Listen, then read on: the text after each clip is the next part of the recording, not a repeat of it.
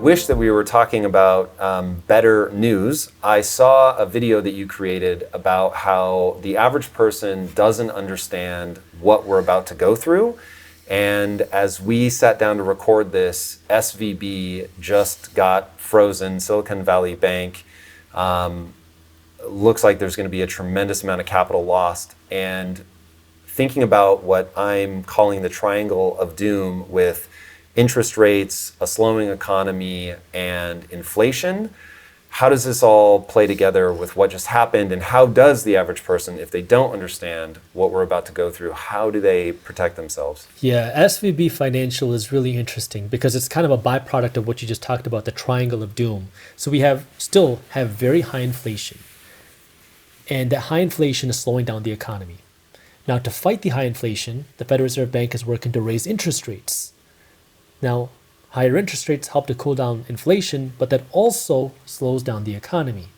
Now, the case of SVB Financial, the bank, is really interesting because they have been lending money to a lot of startups, like Silicon Valley startups. And when you have low interest rates, it creates ease of access to money. Because like if you can borrow money for 2%, I mean, you only need a 4 or 5% return on your money to justify making an investment. But if you have to borrow money at 10%, now you need a much higher return on your money to justify that investment. And what we've been seeing, and this is not just SVB, I mean, there's a lot of examples of this, but what we've been seeing happen is investment institutions, venture capital firms, angel firms, and startups had such easy access to money. I mean, of course, we printed trillions and trillions of dollars over the last number of years, but now if you wanted to raise money, venture capital firms are sitting on boatloads of cash. And they're competing against each other to get the best investments. And so we saw the valuations of everything rise. Obviously, we saw home prices skyrocket over the last couple of years. The stock market skyrocketed, even though we were going through the worst recession during the pandemic since like the Great Depression. The stock market grew. Real estate prices grew. Startup valuations went through the roof. And the reason why these valuations went through the roof is because now every bank, every investment institution is competing against each other with boatloads of cash trying to get into these firms. Now, SVB financially, like I'm going to be completely honest, like this is happening right now. So I only know based off of the information that has come out over the last number of days. So I'm giving you just based off of this. Things can change by the time this goes live. But they were lending money to a lot of startups. I think it was like 4 or 5 out of 10 of the startups out of Silicon Valley had money from SVB. And so now when you're competing against a startup, you might say, okay, if you make $100,000 a year, I'll value you at $1 million. I'll give you $100,000 for 10% of your company, something along that. They'll value it at that. But then if you go to bank number 2 and say, what will you do? And if bank number 2 says, I'll value you at 800,000, you're going to say, well, I'm already valued at $1 million. Can you do any better? Now, bank number 2 might say, okay, I value you at $1.5 million based off your $100,000 of income. Then you go to bank number 3 and say, hey, can you do better? And they might say, I'll value you based off your $100,000 of income at $4 million. Now you're like, okay, we're talking. And now you start to shop like this, and valuations just started to skyrocket. And then, when you have easy access to money, it fuels, I don't want to say it in a bad way, but dumb investments. Because I can pay, if you can get such easy access to money, you can run a business where you're spending $1 to make 50 cents. And this is a tough concept to understand, but a lot of companies actually do this, especially in the early stages where they spend $1 to make 50 cents because they're just trying to grow their market share. They're trying to grow the number of users they had. Like Uber used to lose money on every single ride.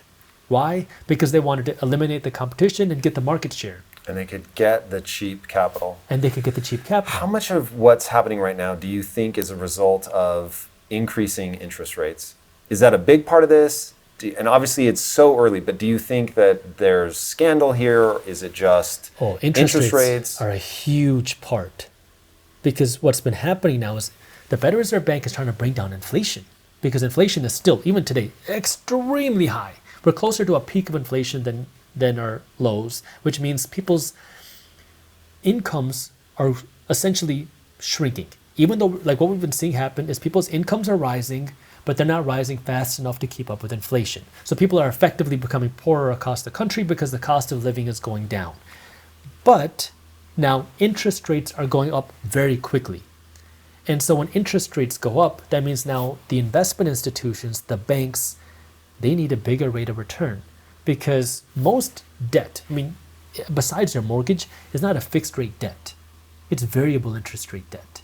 Most of our national debt, most of our corporate debt, and most of our non-household debt is variable interest rate debt. So when interest rates go up, the cost of servicing that debt goes up. So now you have something like SVB Financial. And I'm not going to go too deep into what they do, but I'll talk about just general because I don't know too much about their particular financial situation yet. But what most companies do is now they have this boatload of debt and the debt rate readjusts. And so now when you're investing in companies, your companies have to produce a return in order to continue making the payments on your debt. Well, what we've been seeing across the board, the reason why we've been seeing so many layoffs in the tech sector is now interest rates have gone up, meaning the cost of these corporations' debts have gone up, and now you need to make more money to service the cost of those debts. And if you have a high debt payment, now you have to figure out how am I going to have more money to pay down this debt? Well, you can either make more money or cut my expenses. Making more money is hard in a time where inflation's high, people don't have the ability to spend. So what's the alternative? I cut my expenses. I start laying off employees. I cut my expenses. And so now I have money to pay down my debt. Now, that works if you're Meta, Facebook, or Google, but what about the smaller companies that are still in the early stages? Now, your valuation, I mean, you've seen so many companies go from like $1 billion valuation to 200 million overnight. Like you're talking about, that's an 80% drop. And so now you have banks that show on their balance sheet. Your balance sheet essentially is your net worth statement. So if a bank says I'm invested in 10 companies, each one of these companies is worth $1 billion, that means I have $10 billion worth of assets. And so now if you take this $10 billion worth of assets and go to get money, you might be able to get, let's just say 80% loan to value, right? $8 billion worth of loans that you can then go lend out. But now, when you see interest rates go up, the valuations of these things go down. That's why we've been seeing tech stocks crash. Well, now if your 10 portfolio companies are worth $1 billion each and they fall by 50%, now you go from a $10 billion valuation on your balance sheet to $5 billion. Your point about Meta, I think, is really important here. So the strategy that they deployed, now it's too early for us to know if there was anything sinister going on. So setting that aside for now, assuming that there wasn't, the strategy could potentially work in an environment where it's far more stable.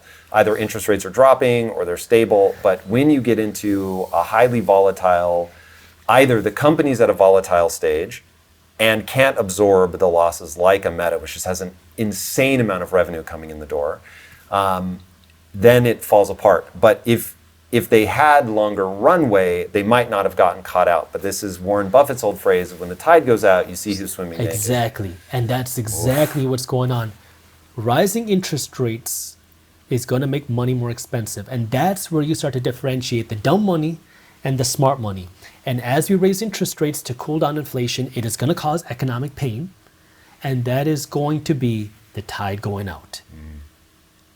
So what can the average person take away from this? How does the average person who probably isn't directly caught up in anything related to SVB, how do they learn the lesson of the triangle of doom, the rising interest rates, a cooling economy, inflation? What's this moment about for them? I think the most important thing here is you need to get financially educated, and you're going to hear me say that a lot. But the reason why is because anytime we go through this type of shakeup or change in the economy, until it slaps you in the face, everybody will keep saying, oh, it's contained. You don't got to worry about it. Everything is fine. And I can give you countless examples. In 2020, we saw it happen. In 2008, in 2008, first there's no housing bubble. Oh, there's a housing bubble, but it's contained to housing. And then, oh crap, the whole financial system's on the verge of, collapsing. And look, this is not a political thing. It doesn't matter which side of the political coin that you're on. We're all on the same side of we're trying to become financially wealthy. But the reality is We have our president saying there's no chance of any economic slowdown, not just this year, but in the coming years. Our Treasury Secretary has been saying the same thing. The Federal Reserve Bank is saying we're going to see a soft landing. Now, let's just look at the numbers to really understand what's going on, because the first issue is really what I call this idea of debt monetization, which is probably one of the most concerning issues. And what debt monetization is, it's how is our government funding its operations, and how is that going to impact the regular person? Debt monetization as a term, if I understand it correctly, makes me very angry because it sounds cool. I can monetize my debt? This sounds amazing. Am I correct that debt monetization is printing money? Yes. Yeah, it's one and the same, right? It's a basic way to explain it. So essentially, think of it this way. The size of our economy last year was about $25 billion. And over the last couple of years, especially during the pandemic era, we printed with the Federal Reserve Bank around $5 trillion. Jesus. So to put that in perspective, about 20% of our every single person had to go to work for a year. Every corporation had to work for a year in order to produce $25 trillion worth of money or wealth. The Federal Reserve Bank was able to print $5 trillion with a push of a few buttons, essentially.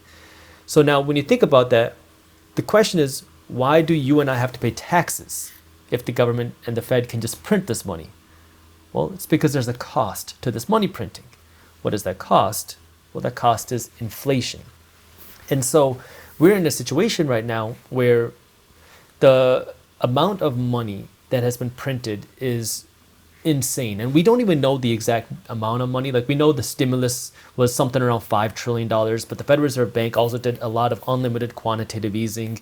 The definition of money changed during 2020 M1. I'm not going to get into the technicals. Well, so just really fast, what's the difference between printing money and quantitative easing?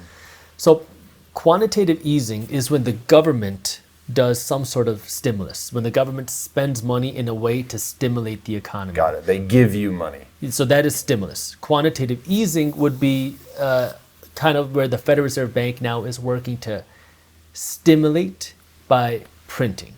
So they're essentially go hand in hand because... So wait, I'm not understanding the difference between quantitative easing and debt monetization. Are they both printing money? Are they the same thing? They're both printing money. The government has one source of income. Taxes. And so when they spend more money than what they bring in, this money has to come from somewhere. Mm-hmm. So in 2022, the government brought in about $5 trillion in taxes. They spent about $6.5 trillion. So where does that $1.5 trillion come from? Well, they can borrow money from you and I. These are treasury loans, treasury bonds. When you loan your money to the government, that is a treasury bond. The government has to pay back plus interest. But that's generally not enough money. So then they might go to foreign countries, China, Japan, and ask them for money. But doing the same thing, selling them bonds? Essentially, yeah. They will loan. Other countries will loan money to the United States because they want to return, and they like to store their wealth in dollars because the dollar is the world's reserve currency. The government has to pay them back plus interest, but that has not been enough. Which brings us to number 3, which is the Federal Reserve Bank, who, if option 1 and option 2 are not enough, the Federal Reserve Bank will essentially print the money and give it to the government. When you say essentially, isn't it literally? And obviously it's not actual printing like money machine go burr, but it's adding zeros and ones to a database somewhere. Yeah.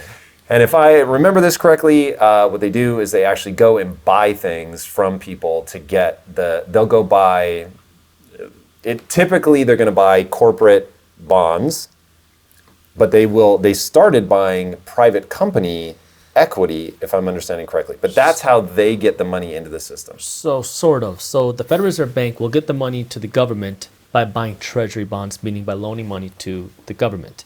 That they made up, just to be clear. They made up, yeah. They have no actual money, but in this new amount that they're going to go and purchase or loan this money, they make it up, comes out of thin air, and it goes into the system. Just make sure that people track this, because the more I learn about this, the more it's dizzying that it works at all, and the more I learn about it, there's that classic saying that as the island of my knowledge grows, so grows the shore of my ignorance. And so it's like the more I learn about this, the less sort of fiery I get about it, the more humble in the face of like, whoa, this is an incredibly complicated system. I won't even take a stance that they're being sinister, but that is what they're doing. They are inventing that money because the government says it's okay for you, Federal Reserve, to do that. Anybody else, we'd put them in jail. But when you do it, it's okay. And I don't even mean that in a cheeky way, but like just so people understand, it is counterfeiting by another name, which is probably fine, but just so everybody understands what's happening. They're making this money out of thin air. Yeah, so there's a lot more money out there, which is then causes inflation. Because now money enters the economic system, people have the ability to spend, while not much is being produced. Now that's the first issue, and this has been going on for a little while. It's been going on since before the pandemic, but it really just amplified during the pandemic. Now, the next issue is the amount of debt out there. So the government national debt is breaking records. It's like 32 trillion dollars. We have the highest amount of household debt ever and the highest amount of corporate debt ever. So we have more debt than ever before. And now we have high inflation, high amounts of debt. Now what's the next thing that's happening? The Federal Reserve Bank is working to raise interest rates. Well, what does raising interest rates do? They are trying to reduce demand. This is what they're saying. They want to reduce people's buying ability, because when you have the ability to buy whatever home you want, whatever car you want, whatever vacation you want, people will spend. That then causes the price of things to rise because there's a limited supply of these things. So they want to reduce demand. How do they reduce demand? They reduce affordability. All right, really fast. I think we have to make it clear for people why that's problematic, because it doesn't seem like it should be. So here's how economists are looking at it, the feds being a part of that system. Hey, everybody, you're acting like it's the 1920s, rip-roaring, spending money, everything's great. And because of that, the economy is hot, as they say. People are spending a lot of money. They're going out, they're buying things. Companies are investing. They're hiring new employees. And it's like a growth mode. Yeah. Now, the problem is, when the economy is on fire like that and people are buying a lot of stuff, there's a lot of demand for those products, which causes the price to go up. That is inflation, as the prices rise for the same thing. Right. And so what they know is that can run away with you. And if wages aren't going up, so people aren't making more money, but the cost of things is going up, the way that people fund that is through debt, but debt has a breaking point. Debt is fine until it's not, because you have to service the debt. 100%. And when most of us think of debt, we think of something like a 30-year fixed rate mortgage. But most debts are not a fixed rate debt. Corporate debt is not generally fixed rate. It generally has some sort of variable rate to it, meaning either after 6 months, 12 months, or a few years, it is going to readjust. Our national debt is not a 30-year mortgage. Some of it is 10 years, some of it is 5 years, some of it is 1 year, some of it is 6 months.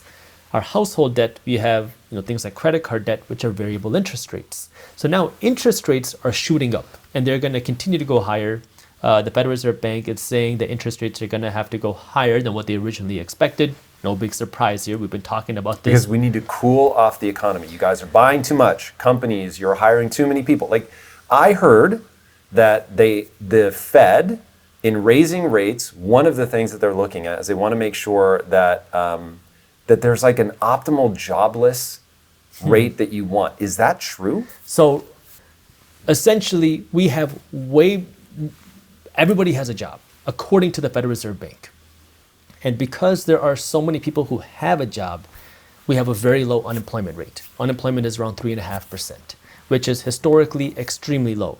And this is where now the Federal Reserve Bank is saying one of the consequences of cooling the economy and bringing inflation down is increasing unemployment. Is their goal to necessarily increase unemployment? No, it's a byproduct of bringing inflation down, according to the Federal Reserve Bank.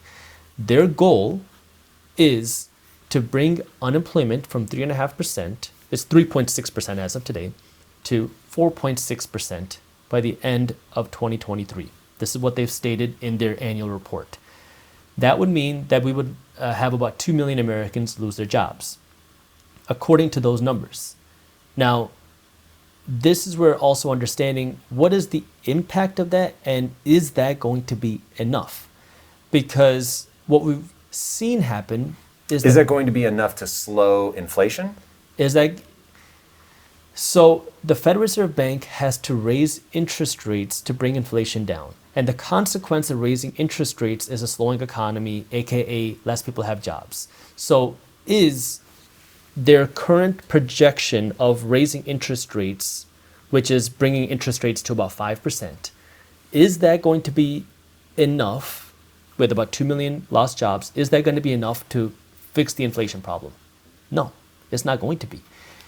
The Federal Reserve Bank has been wrong many, many, many times. And if we just look at like the last few years, first they said that this stimulus, quantitative easing, is not going to cause inflation. Then they said, oh, this inflation will be gone by the end of the year. This is like 2021, 2022. They said it'll be gone by the end of 2022. Then they said the inflation is transitory. Then they said the inflation is not transitory. Then they said the inflation will be gone, like completely in the next couple of years. Now they're saying that the inflation fight is going to be much more painful and much more difficult than originally expected. So, okay, now they're saying that if we can bring interest rates to around 5%, then the inflation problem will be gone. 5% is their terminal rate, is what they're calling it, meaning how high we expect interest rates to go. And when I say interest rates, I don't mean your mortgage rate. I mean the interest rate set by the Federal Reserve Bank. This is the wholesale rate that banks get to borrow money at. So banks borrow money at the wholesale rate. This is the federal funds rate. And then they jack it up and then give you the retail price, like your mortgage rate or something like that. So the Federal Reserve Bank, as of today, are saying that 5% is their terminal rate. As of today, it's at around 4.5%. Last year, they said the terminal rate was going to be around 4.6%. Before that, they said it would be even lower than that. So they keep raising how high they expect interest rates to go. They're saying that a 5% interest rate would result in an unemployment rate of an extra 2 million people losing their jobs. The truth is, hitting your career goals is not easy. You have to be willing to go the extra mile to stand out and do hard things better than anybody else. But there are 10 steps I want to take you through that will 100x your efficiency so you can crush your goals and get back more time into your day. You'll not only get control of your time, you'll learn how to use that momentum to take on your next big goal. To help you do this, I've created a list of the 10 most impactful things that any high achiever needs to dominate. And you can download it for free by clicking the link in today's description. All right, my friend, back to today's episode. Is that going to be enough? Well, based off of the past trends and based off of where inflation has gone, it doesn't look like it's enough, because what the Federal Reserve Bank is realizing that bringing inflation down to their 2% goal is going to be more difficult than they thought. And if it's more difficult than they thought, that means it's going to cause more pain to the economy than they thought. So now, what does that mean? We're living in this world thinking everything is just fine. Everyone keeps saying that there's going to be a soft landing. Everyone keeps saying that we might not even see a recession. Everyone keeps saying that there's nothing to worry about. Yet, if you look at the numbers, we have still extremely high inflation, the highest debt levels ever. We have interest rates that are rising, which means your corporate debt costs are rising. Even if you don't increase your debt levels, the cost payment is rising because interest rates are rising. We have our national debt cost, which is rising. Even if the government didn't spend more money, their payments would still be rising. Household debt costs are rising. Why? Because our credit card debt is at the highest level ever. Now, it looks like interest rates are going to have to go up even higher than 4. Then, if you dig a little bit deeper, you start to see where the real issues start to arise. Because now if you look at, for example, if we just look at the government, in 2022, our interest payments on the debt outpaced our total veterans spending, Veterans Affairs spending, and transportation spending combined. That's 2022. In 2021, we spent more than $100 billion less in interest payments than in 2022. And the prediction is that by around 2025, our interest payment spending, just on the interest on the debt, is going to exceed our entire military budget here in the United States. And now you have to ask, okay, is that a problem? Well, if the government can continue generating enough tax dollars, then maybe it's not a problem. How does the government generate tax dollars? You have to go to work to get paid. Your company has to make a profit. People have to make money in their investments. Let's start tying this together now. If the economy is slowing, people are losing their jobs, corporations are making smaller profits, less income. Less income means less taxable income. Less taxable income means less tax dollars. So if the government is generating less tax dollars because the economy is slowing, people are losing their jobs, how are they going to afford a ballooning interest payment? Our interest payments are growing so quickly, not because now the government is spending like they were in 2020 and 2021, but because the cost of servicing the debt is growing really faster than ever.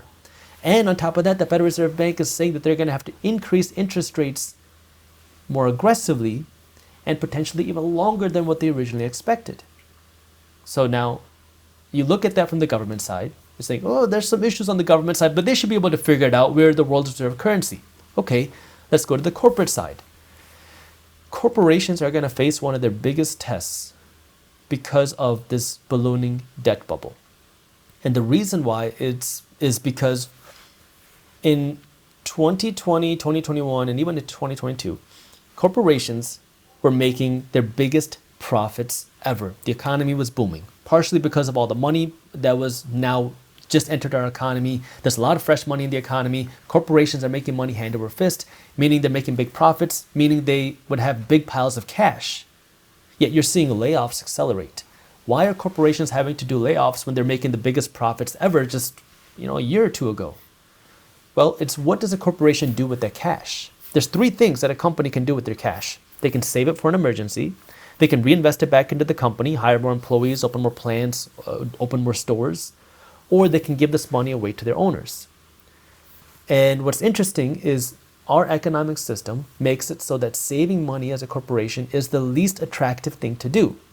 Now you might say, what do you mean?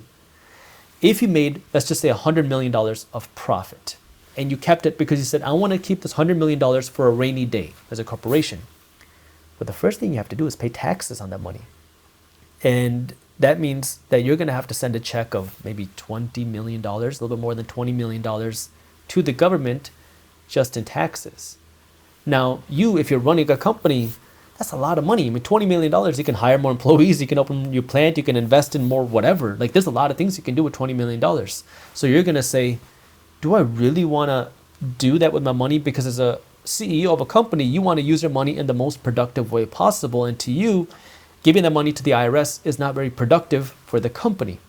So you might say, well, you know what? We're not going to give this money to taxes. We're going to invest it back into the company. So now if you take all $100 million and you hire more employees, you invested in advertising, you open a new store, and all the money's gone, you have $0 of taxable income, $0 of profit, but you're making the company more valuable.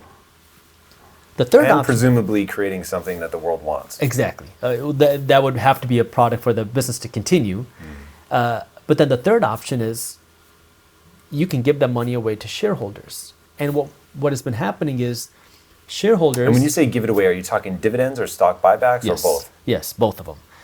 And so I think this is where it's important to understand corporate governance, because most people assume that if you're the CEO of a company, you're the head hotshot, like you run the company. Well, you still have a boss. Your boss is now the owners of the company, the shareholders. And so if you're a publicly traded company, your shareholders are anybody who owns the stock. If you own one share of Amazon, you're one of the owners of Amazon.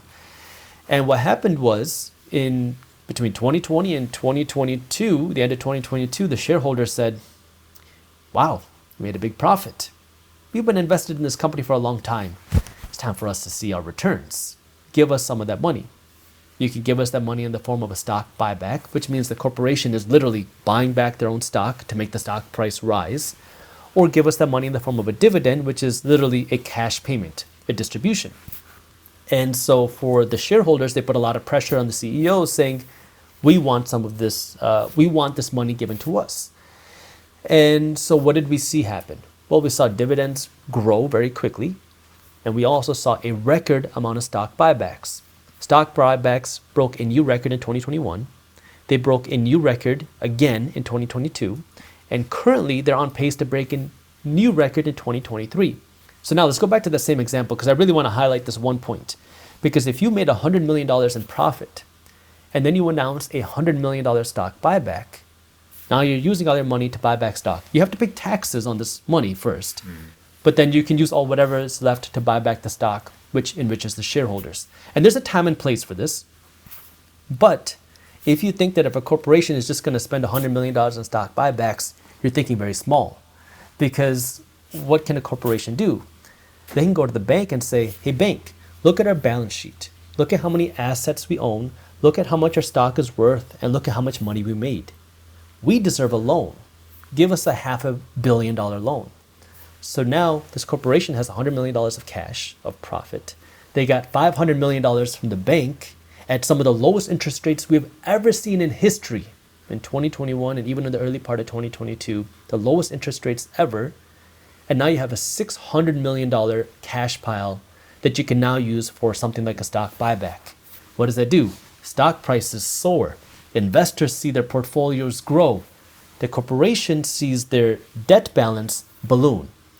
Now, if a corporation has an increase in debt because they're investing their money into more research, into more employees, into something else, it's an income producing asset, right? Because they're investing their money into something that will hopefully produce a much higher return than whatever the debt cost is. If your debt is costing you 4% a year, but you can invest it in your company, get 20%, it's profitable.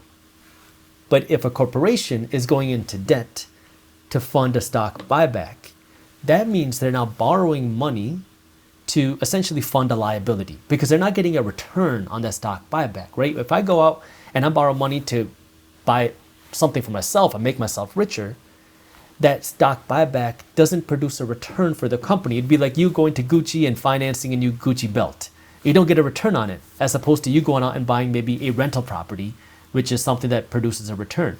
So what we've been seeing happen is corporate debt balances have been ballooning to the highest levels ever. Like corporate debt today is at the highest level really ever, partially due to levered corporate buybacks, meaning corporations doing stock buybacks with the help of debt. Why were they doing that? Because debt levels were at the lowest rates we have ever seen.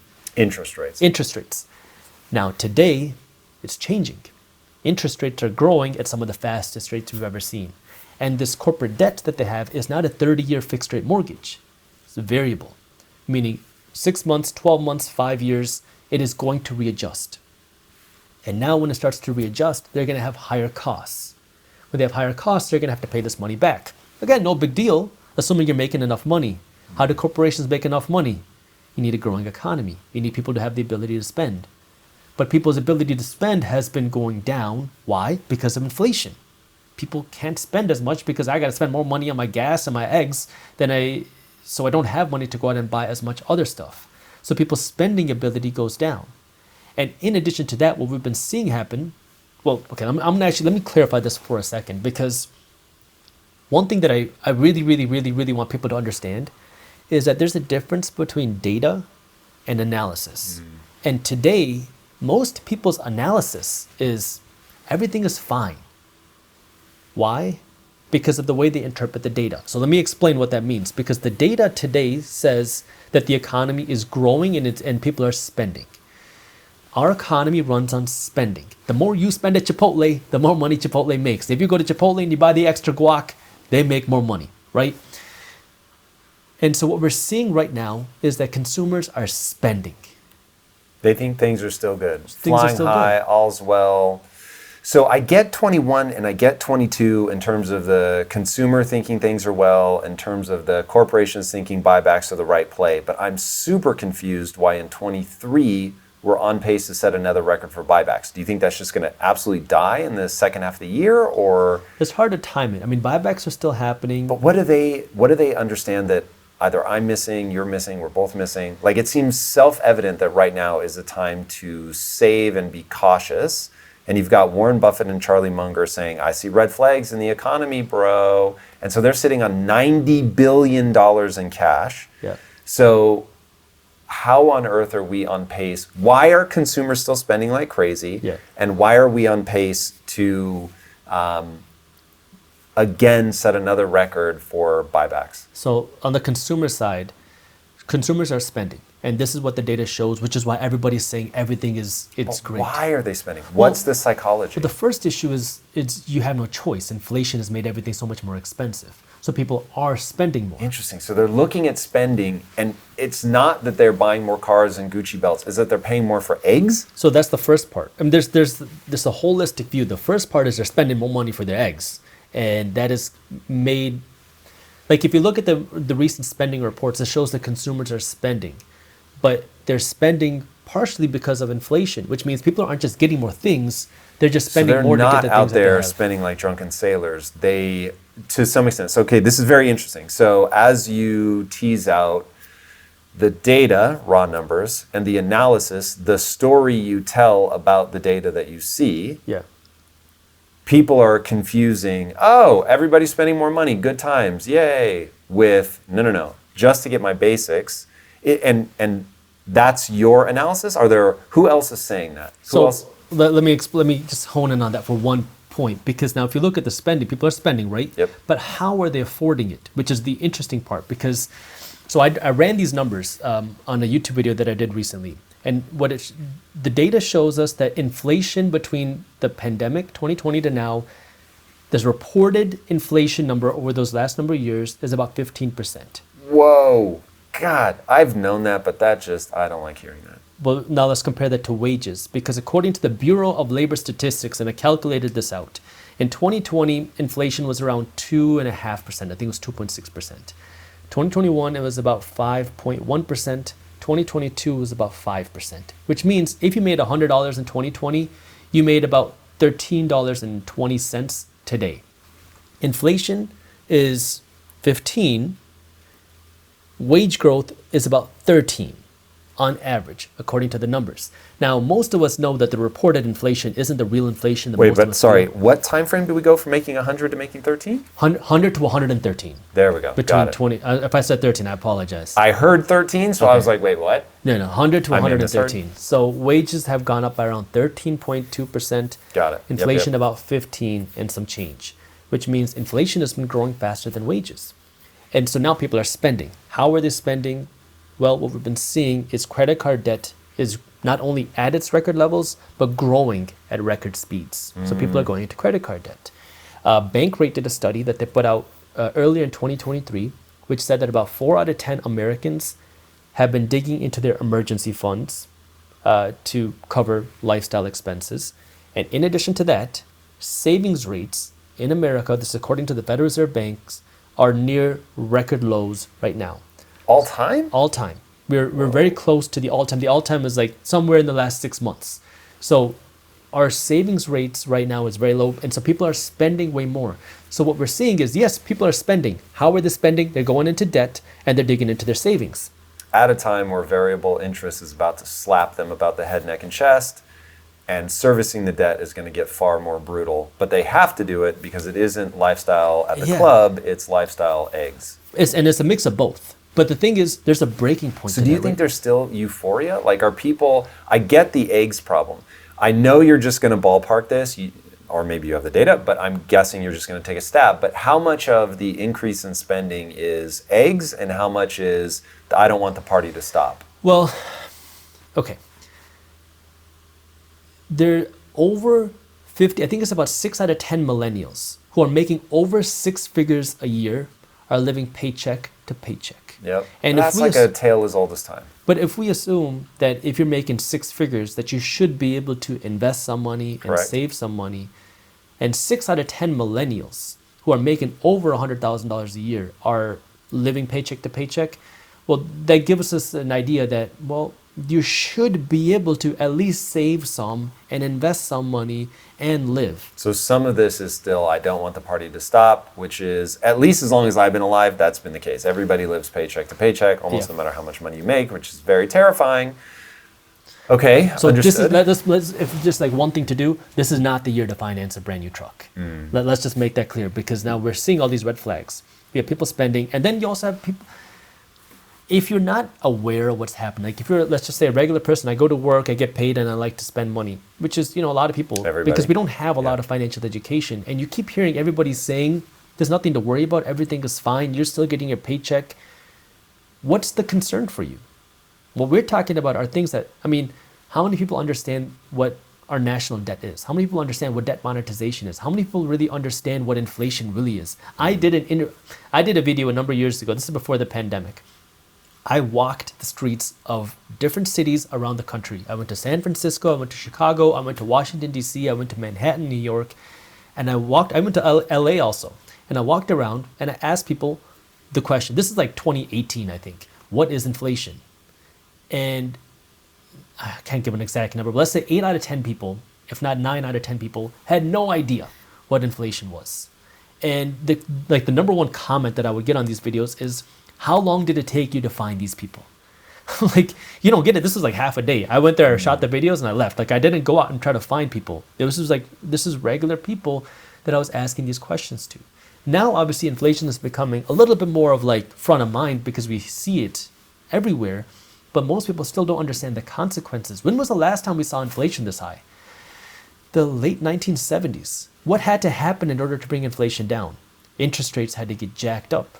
Mortgage rates in the early 1980s were over 18%. It took a lot of work to bring inflation down. Are we going to have to see that same thing happen now?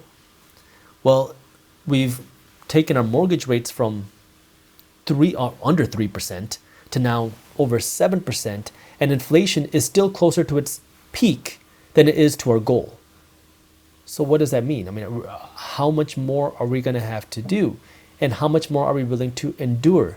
We're seeing the issues with corporations. They have the debt problems. Our national debt is having some issues. Households are starting to have issues. And yet we're sitting here like nothing is wrong. And this is where like my goal is to say, look, let's run two scenarios. Nothing bad happens and something bad happens. What's the best thing for you to do? If you start preparing right now, you start building a little bit of a savings cushion, you put some money aside to invest, you make some investments, and you start preparing and you start getting educated versus you don't. Well, if you prepare and nothing bad happens, you do nothing wrong. Like everything is fine. You have a big bank account. Now you can go to Disney World if you want. If you prepare and something bad happens, you have a once in a lifetime opportunity to build an immense amount of wealth just because you prepared. How? Because when bad things happen, good assets go on sale. And that creates opportunity because now you can come in and buy some of these distressed assets, which are like, when I say asset, I mean an investment. It could be a stock, it could be real estate, it could be a business. When people are running out of money, people become desperate and then they will need to sell, or they'll be forced to sell because the bank is forcing you to sell. And this can create an opportunity now for somebody who's prepared to go out and buy some of these investments at a discounted price. When the 2020 pandemic hit, people were able to buy stocks for 50% off for a small period of time. Now, most people running away, getting scared, they had no idea what was going on. But some people were buying. And it created an opportunity.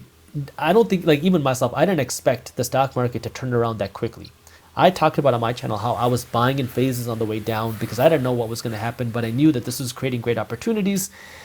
I never expected the market to turn around as quickly as it did. I never expected the Federal Reserve Bank to do the amount of quantitative easing that they did.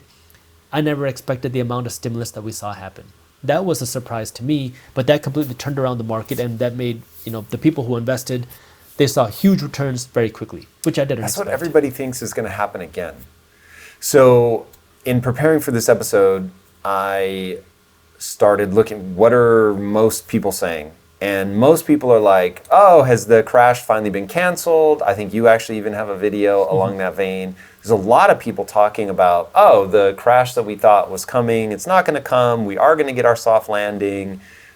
We have the increasing rates, which has already started to really bring down inflation. The government will do more quantitative easing, aka printing money.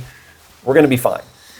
So here's the thing. That has happened in 2020, it happened in 2008, it happened in 2001. The difference between now and then is we have an inflation problem now, which we didn't have before. Which means, let's go with that, right? Where, let's say unemployment shoots up, we start to see a recession, and now the Federal Reserve... Start to see a recession. So you don't think we're in a recession now? Well, I think the average person is in a recession. I'm saying what the world is saying, right? We haven't been declared in a recession, so let's just go with that Because now. they changed the definition, though. They changed the definition of a recession, and that's a whole different topic. Which All right, we won't derail. Because but at the end of the day, if they declare in a recession or they don't declare in a recession, if you're struggling financially, it doesn't matter, right? The average American is feeling the effects of a recession right now, plain and simple. Now, whether they declare it or not, it's a matter of semantics, and you got to take care of yourself financially. So if our economy gets worse, and now the Federal Reserve Bank pivots, well, then what? That means they're going to cut interest rates. If your mortgage rate dropped to 2.5% tomorrow, what's going to happen? People are going to start buying homes again. If people start buying homes again, who've been waiting for the mortgage rate drop, what's going to happen? Home prices will shoot back up, and spending will shoot back up. Car sales will shoot back up. People would spend more money. What's that going to result in? Higher prices for things. And so this is the problem where we don't have that same ability to cut interest rates without consequence like we did before. And you talk about this idea of a soft landing, which, I want to highlight that this isn't the first time we've ever heard of this concept of a soft landing. It's been talked about many times. And the whole idea of a soft landing, like technically, is you raise interest rates without inducing a bad recession, without it seeing a huge increase in unemployment rates. Before the 2008 crash, let's start with 2005. The then chairman, who was Ben Bernanke, said, not only is there no housing market bubble that's going to burst, there is no housing market bubble. So there's like his famous speeches. 3 years from catastrophe. 3 years from catastrophe. 2007, now we start to see a little bit more issues. We start to see the housing market go down a little bit, and that's where Ben Bernanke brought up the idea of a soft landing. He says, we're going to raise interest rates to ease the issues in the housing market, but we believe that we can do a soft landing without causing pain to the broader economy. 1 year later, the entire meltdown happened. And so now, what is a soft landing? You raise interest rates without inducing a major pain to the economy. Have we ever seen a soft landing before? Yes, we have. If we go back to 1994, this is what all the economists are like talking about. They're saying, oh, we can just do a repeat of 1994 because in 1994, the Federal Reserve Bank raised interest rates and we didn't see a major increase in unemployment. And that was the only real time between the 1940s and now, so like modern economy, where we were able to increase interest rates without causing a big increase in unemployment. Are we the same economy that we had in the early 1900s? No, we have so much more national debt. We have so much more corporate debt. We have so much more household debt. We're raising interest rates very aggressively, and on top of all of that, we have extremely high inflation. And now on top of that, we're also jacking up interest rates very aggressively, and they keep saying that they're going to have to raise it. Like every time we hear, oh, I think we're getting close to the interest rate end, we're going to have to raise interest rates even more aggressively. And so now it's, look, understand that just because somebody says something doesn't mean it's necessarily true, right? It's the data versus analysis. The data shows, if you take a snapshot of today's economy, if you take a still picture, it shows you consumers are spending and companies are making money. Now, if we turn this into like a live photo where you can kind of see moving image, now you see, yeah, consumers are spending. How are they spending? Well, they're going into credit card debt. They're going into their savings. They're spending more of their income. So now you start to see, oh, there's some red flags there. And oh, debt levels are rising, and corporate debt levels are rising, and national debt levels are rising, and household debt levels are rising. There's got to be a cost for this. And bringing inflation down, like, okay, inflation by itself is slowing down the economy. The fight on inflation is bringing down the economy. But inflation hasn't gone away, and the fight on inflation has a lot to go. So it's like a double whammy, which are both hurting the economy, and now everyone's saying, don't worry, we're going to have a soft landing. Well, how is that possible if the inflation is hurting the economy, the fight on inflation is hurting the economy, and neither of these are close to being solved? Okay, so I think there there is a debate to be had, and it goes something like this. So I was just talking to Raoul Paul. Raoul isn't super concerned. Like when you talk to him, it feels like soft landing territory. He said he thinks, to use his words, that the recession will be sharp but short. And so maybe different than a soft landing, but he feels like the government is 100% going to print its way out of this. It's going to stimulate its way out of this, either or both. So it's either going to hand stimmy checks to people or get money into the economy. Either way, it's going to do it through printing, certainly here in the US, because we are the world's reserve currency. We can basically do whatever the fuck we want until we can't.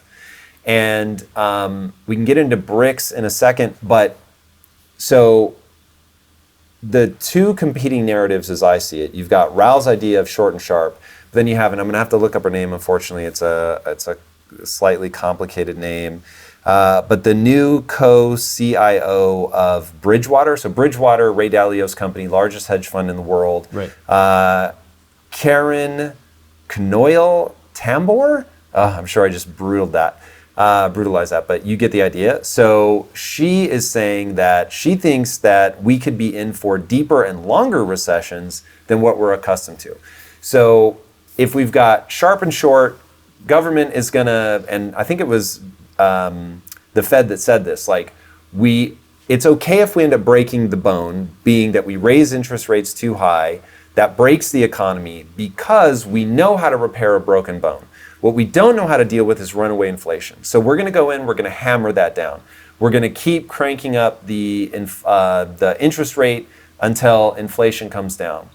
Now, the bad news is it sounds like we don't think we're going to be back to 2% until 2025, which is very little comfort in 2023, early 2023 when we're recording this. But they feel like, okay, we've got that in hand. And so that speaks to what Raoul is saying, which is, okay, we're going to break your leg. It isn't going to be fun, but we know how to fix it. Yeah. We're going to stimulate, we're going to print some more money, and we're going to make sure that you don't end up in the ICU. Yeah. Whereas the other narrative sounds like you and Karen at Bridgewater are in a more similar vein of like, we're out of tricks. And if you continue to raise interest rates, you are going to break the leg, and you can't keep stimulating, because at some point, not only, so let me finish that thought. You're going to break the leg, but you're going to have a hard time getting it to heal. The reason that you're going to have a hard time getting it to heal is complicated. It's the triangle of doom, which we've already talked a lot about here. The next part, which is a signal to me, and again, I'm playing the role of the layperson here, is a signal to me that you'll only be the reserve currency until you're not. And so you've got it's BRICS, right? The BRICS nations, yeah. Brazil, something China, South Africa, Russia. Brazil, Russia, India, China, South Africa. There we go. Okay, thank you. So they're going, US, you can't just keep printing your way out of this and devaluing the dollar. We're not going to stand around for that. Yeah. And so they're now making moves to create a new reserve currency that's backed by gold. Right. And we see central banks the world over now scrambling to buy gold. In fact, I have a stat, which I may have gotten from you. Oh God, am I going to be able to find this? But yes. So in the third quarter of 2022, central banks bought more than 400 tons of gold. The last time they bought this much gold was back in the 70s when Nixon took us off of the gold standard. Yes. And this is now what you're saying. Look, Raoul Paul's a very smart guy, and you know the government. Okay, because this is a lot to unpack here. Eventually, the raising interest rates is going to cause pain, even though most people say it's not going to cause pain. Because you're raising the interest rate on the debt that I have. You gave a really good example in one of your videos. You said, let's say your cousin buys a house, and based on the cost of the house, it costs him $1,500 a month to service that debt and own the house, to make his payments on the house. You then buy the same house, which has gone up a little bit in price. Yeah. And your interest rate, though, is higher. And so now for the same house, He's paying $1,500, you're paying $2,500 by way of example. Right. And that this is a very common thing happening because home prices haven't come down enough to kind of make up for the higher interest rates. But that's a separate topic from this, which is now the government, no government wants to see economic pain while they are in power because it looks bad on you. So why would I want to have to deal with the pain and actually fix the problem when I can stimulate and try to push it off, kick the can down the road, essentially. That's what people say. Seems exactly like what's going to happen. And that is what has been done, and it is what everyone will want to do. The problem is, right now, if we keep doing that, it's going to cause even more problems because right now, you're right, our dollar is being tested.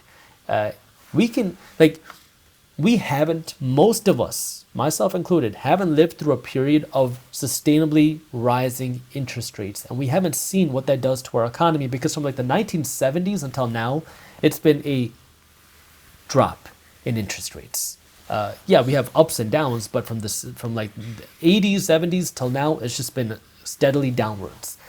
And so we haven't seen a period of growing interest rates. Growing interest rates makes borrowing more expensive, it slows down the economy, and we haven't experienced that. And for the last 15 or so years, we've only seen low interest rates, next to zero interest rates. And so for the first time, we're actually experiencing higher interest rates. That is something new for most of us, myself included. So now higher interest rates are going to have an impact. And now if the government just starts stimulating, they try to like kind of bring us out of this, that is going to hurt the dollar even more.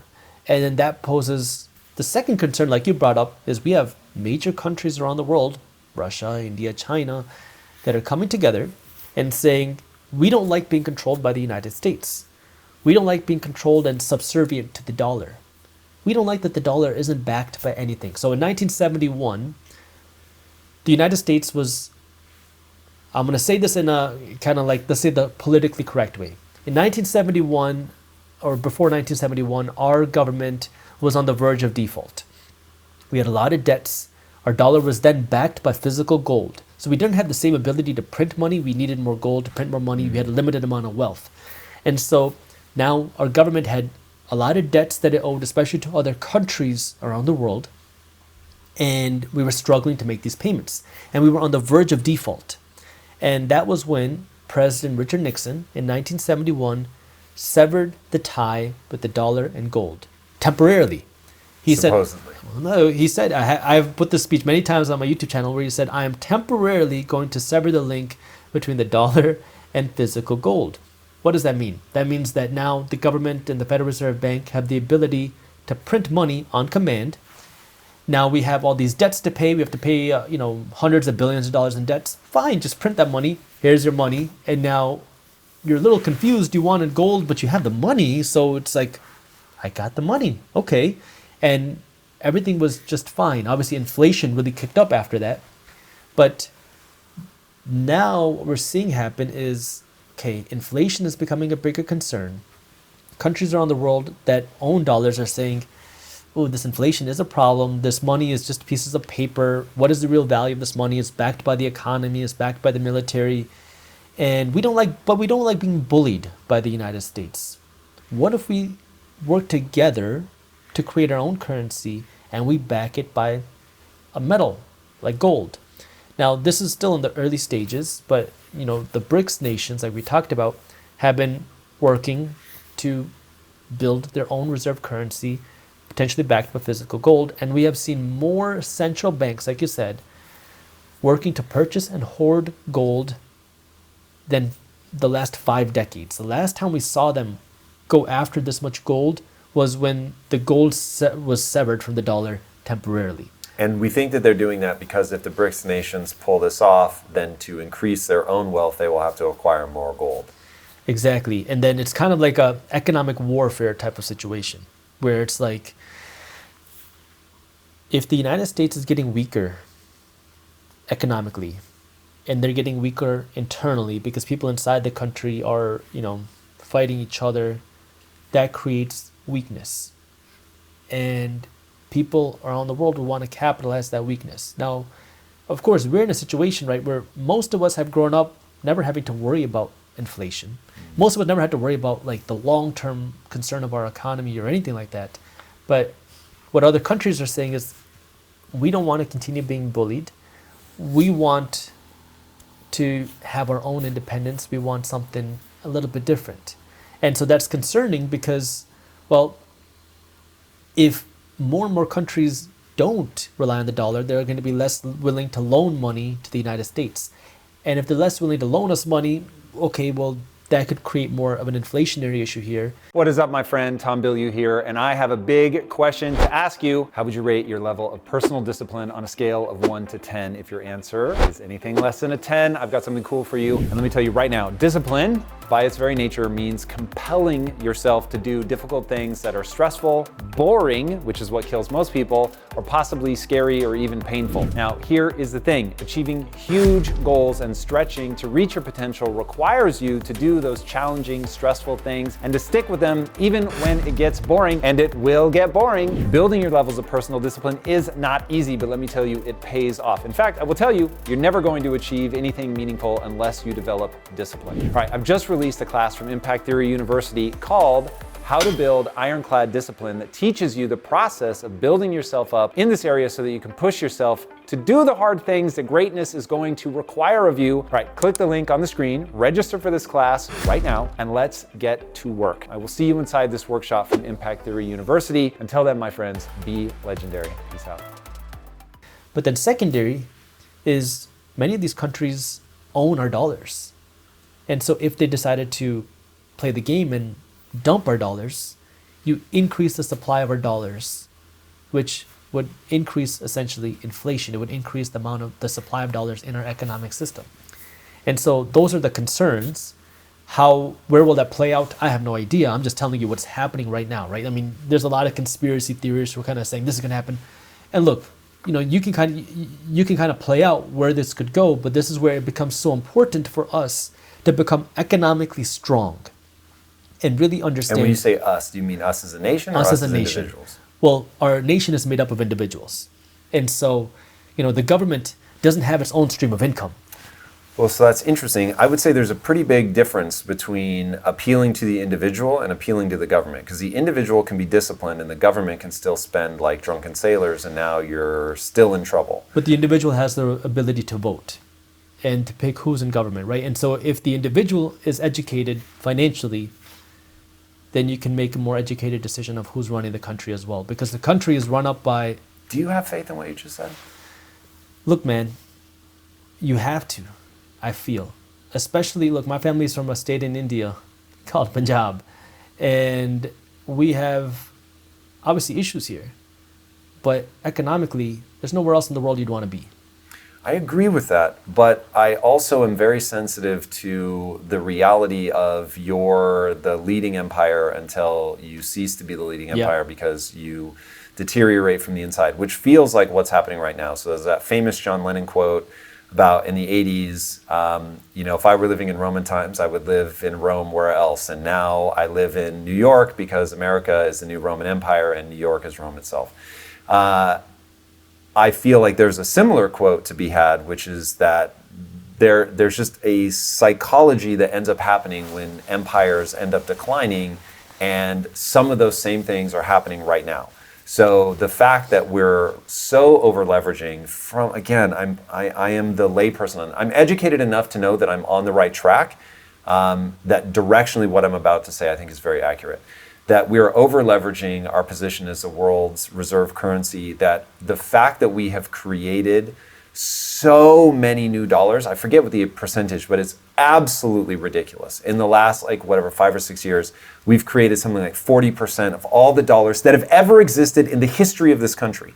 So it's like, that's so crazy. And so when I think about appealing to the average person, hey, please be thoughtful about who you vote for. We want to be careful as a society. The problem is when everybody is grown up, being the reserve currency for as long as we have, and Ray Dalio has a map of the changing world order. It goes in 6 stages. Every empire ends up collapsing. There's only 6 stages. Stage 6 is absolute total collapse. He puts us somewhere around stage 5.5. So it's like we're just headed down this path. And when he looks at what are the indicators of that, it's the fighting inside of a country. He talks endlessly about how we treat each other. I saw him backstage literally like weeks ago. And, I was like, hey, because we were in Dubai. And I'm just like, whoa, Dubai is like popping off. I'm like, you're a guy, you travel around a lot. Like, how do you think about where to go? Where is going to be the economic opportunity?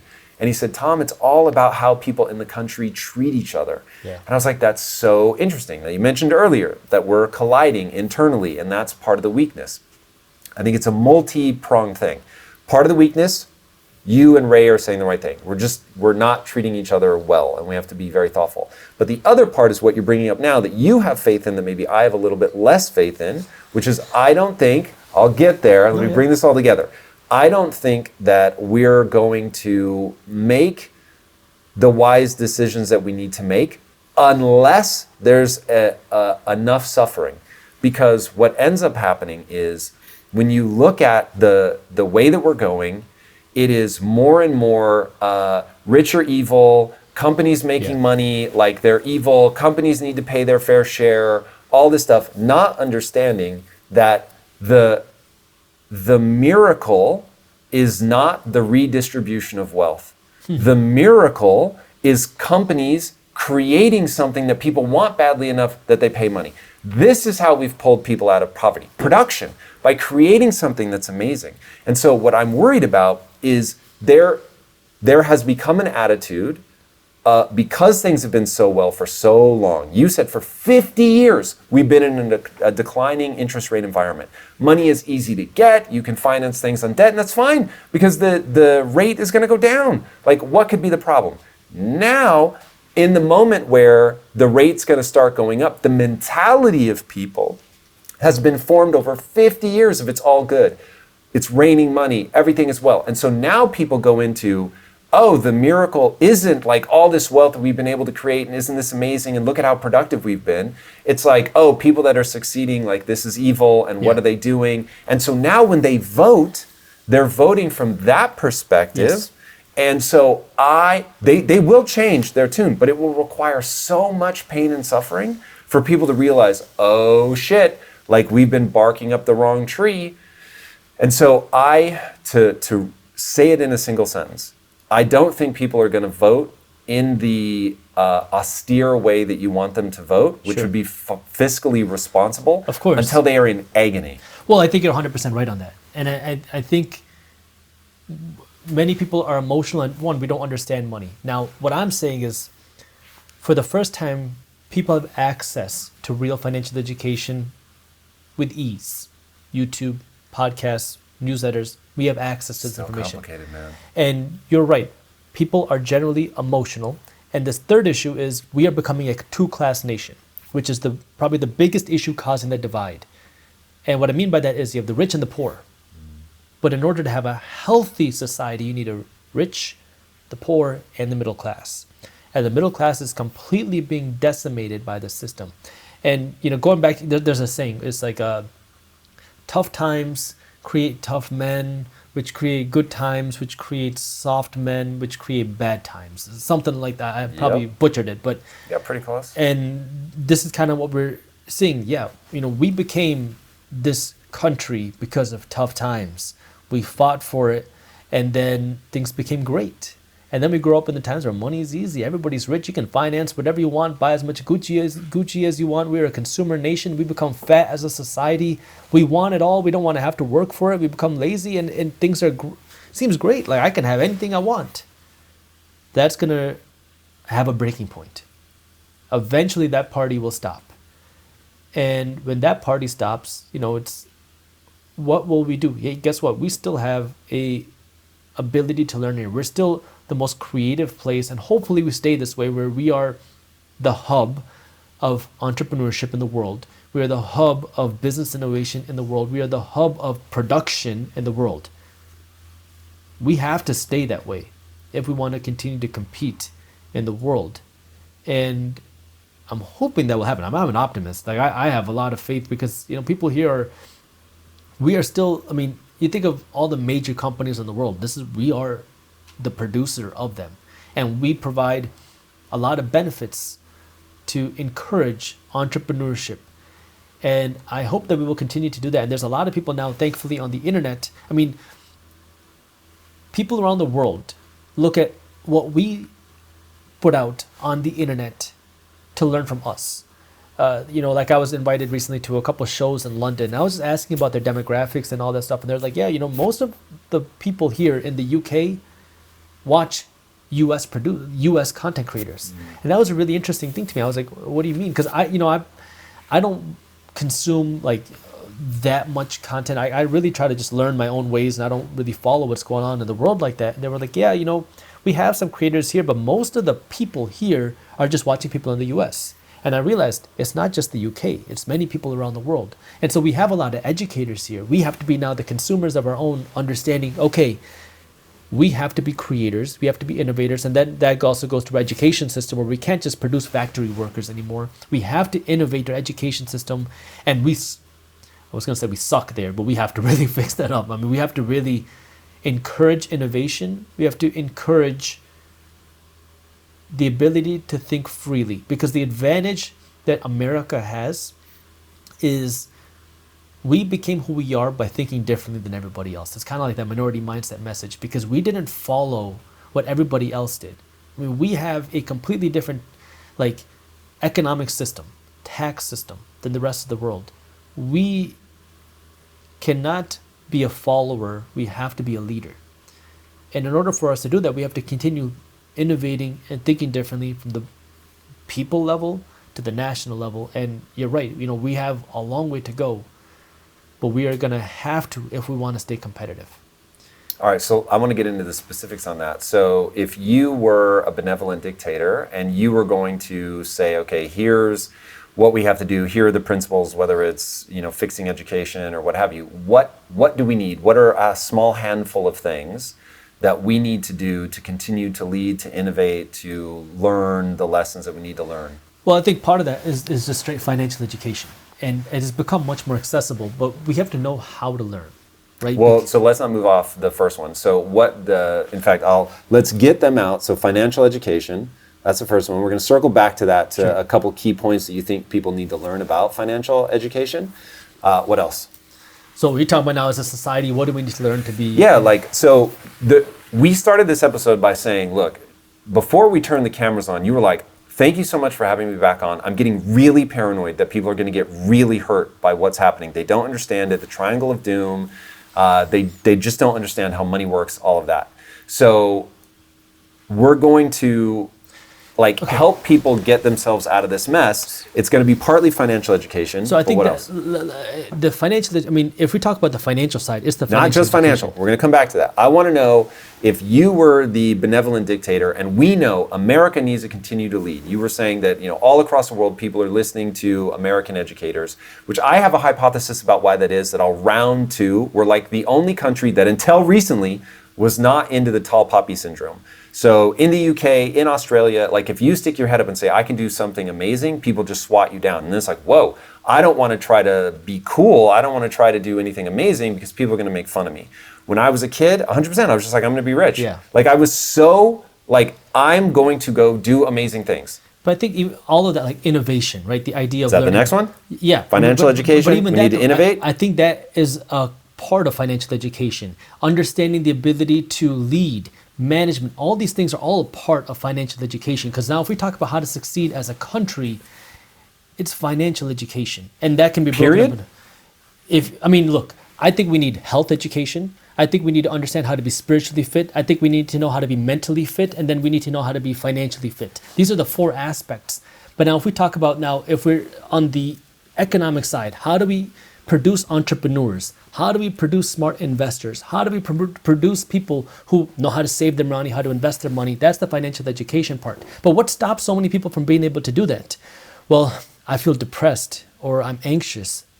I don't think that I can do it. I don't have the confidence to go out and do something. I don't believe in myself. I'm surrounded in a toxic environment. If you grow up, look, I used to guest teach in Detroit public schools.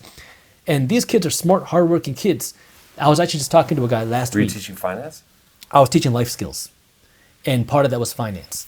But it started with the core of just building some confidence of thinking bigger. Because I was talking to a guy, he came to my office last week. He grew up in a rough neighborhood in Detroit. And we began talking, and he was like, look, I wanna get to somewhere else in my life. He's like, I got to where I am today because I was an athlete. I didn't want to be like everybody else in the neighborhood. I started working out and I became a good athlete. That got me through education. Now I work an okay job. I own a lot of shoes, but I don't have much else. Like I don't have any savings. I don't have any investments. Like I don't even know what this stuff means. I want to do something different. So now I start talking to him.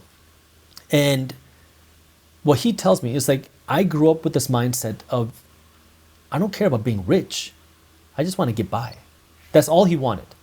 And now he's like, he was telling me he read this book called The Millionaire Mindset. I think that's what it was. And what he was like, he's like, that book talked about how people who say, I don't want to get rich are lying to themselves. And you have to say that you want to become successful. That way you can actually achieve more. Because we create these taboos around money. But like what stopped him? He had this limiting mindset that because of where I came from, because of all I saw, somebody like me can't do it. Then he got a little bit of a taste of, wait, you're telling me that I can achieve more? Because he never had been exposed to that before. And now because he just read or listened to an audiobook that said that, now all of a sudden he's trying to put himself out there. We happen to just talk in the gym.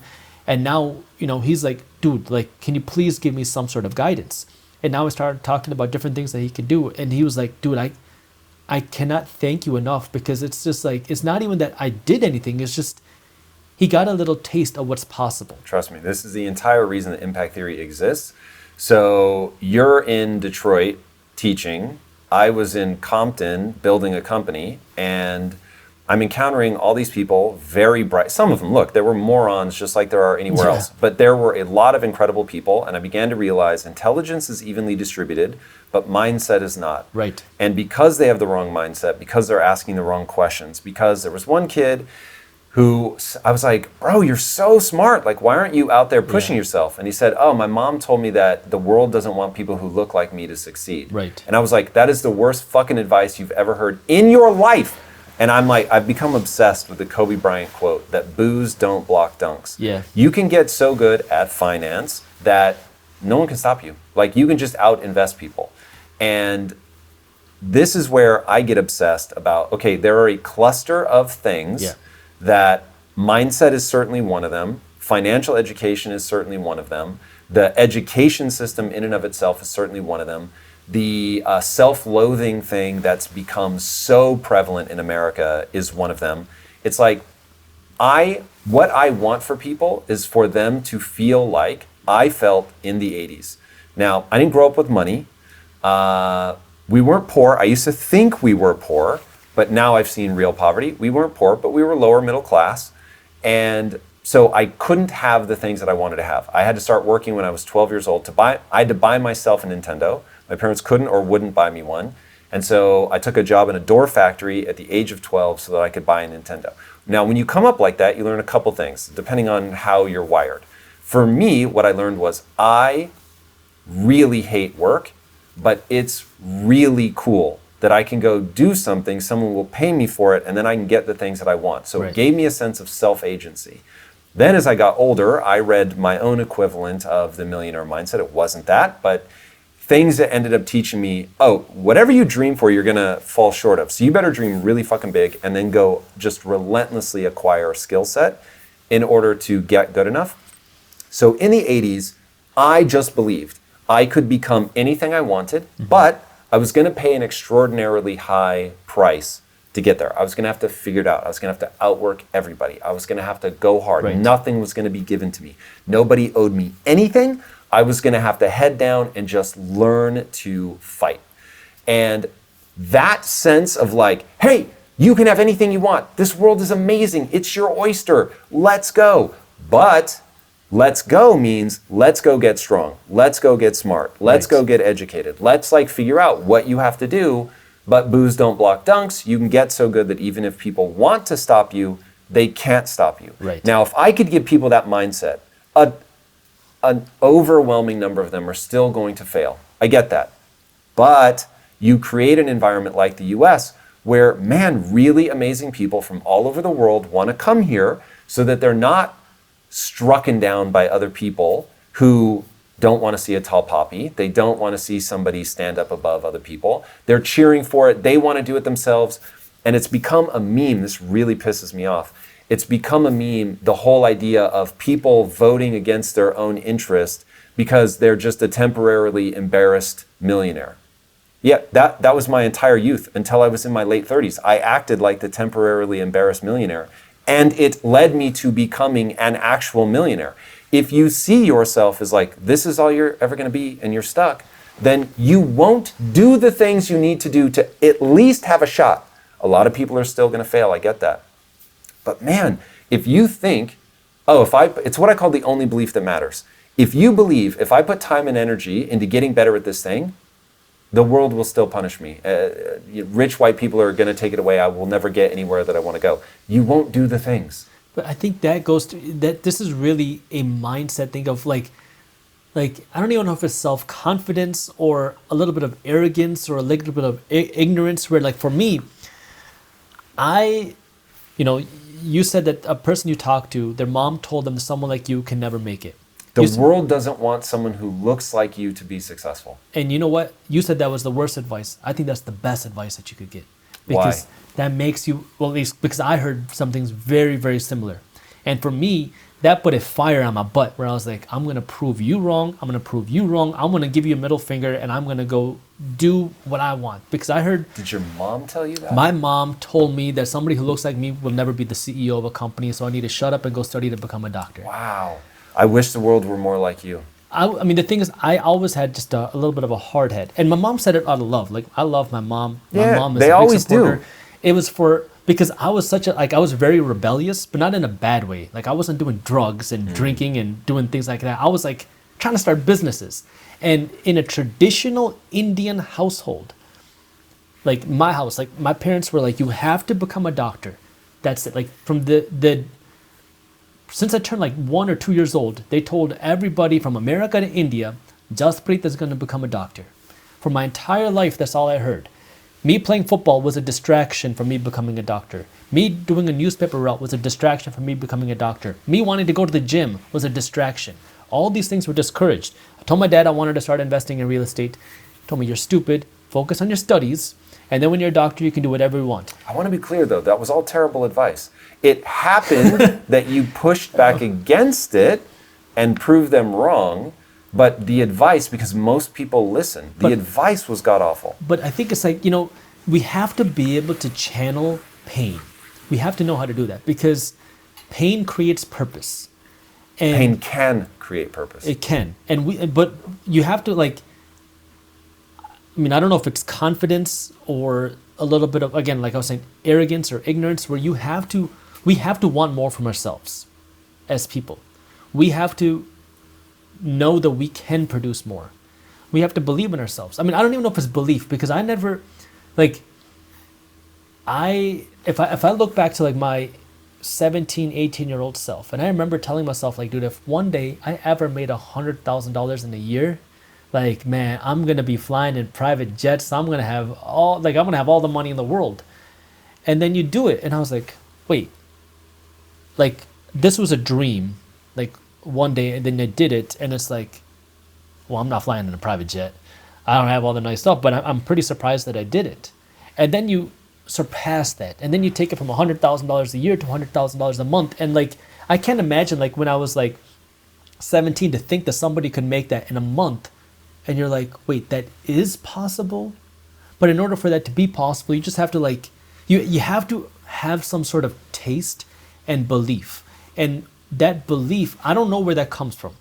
And I don't know if it's just you have to just be you have to have this I don't know what the best way to explain it, where it's dumb belief. You got to want something really bad that you just, nothing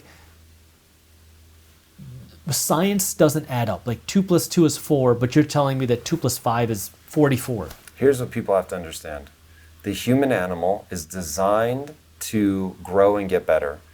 It's cultural transmission of ideas. That's how we become the dominant apex predator. We're not smarter. Sorry, we're not faster. We're not stronger. We're smarter. And so it's the ability to learn. This is why I call it the only belief that matters. Everyone needs to believe the following statement. If I put time and energy into a specific thing, I will get better at it.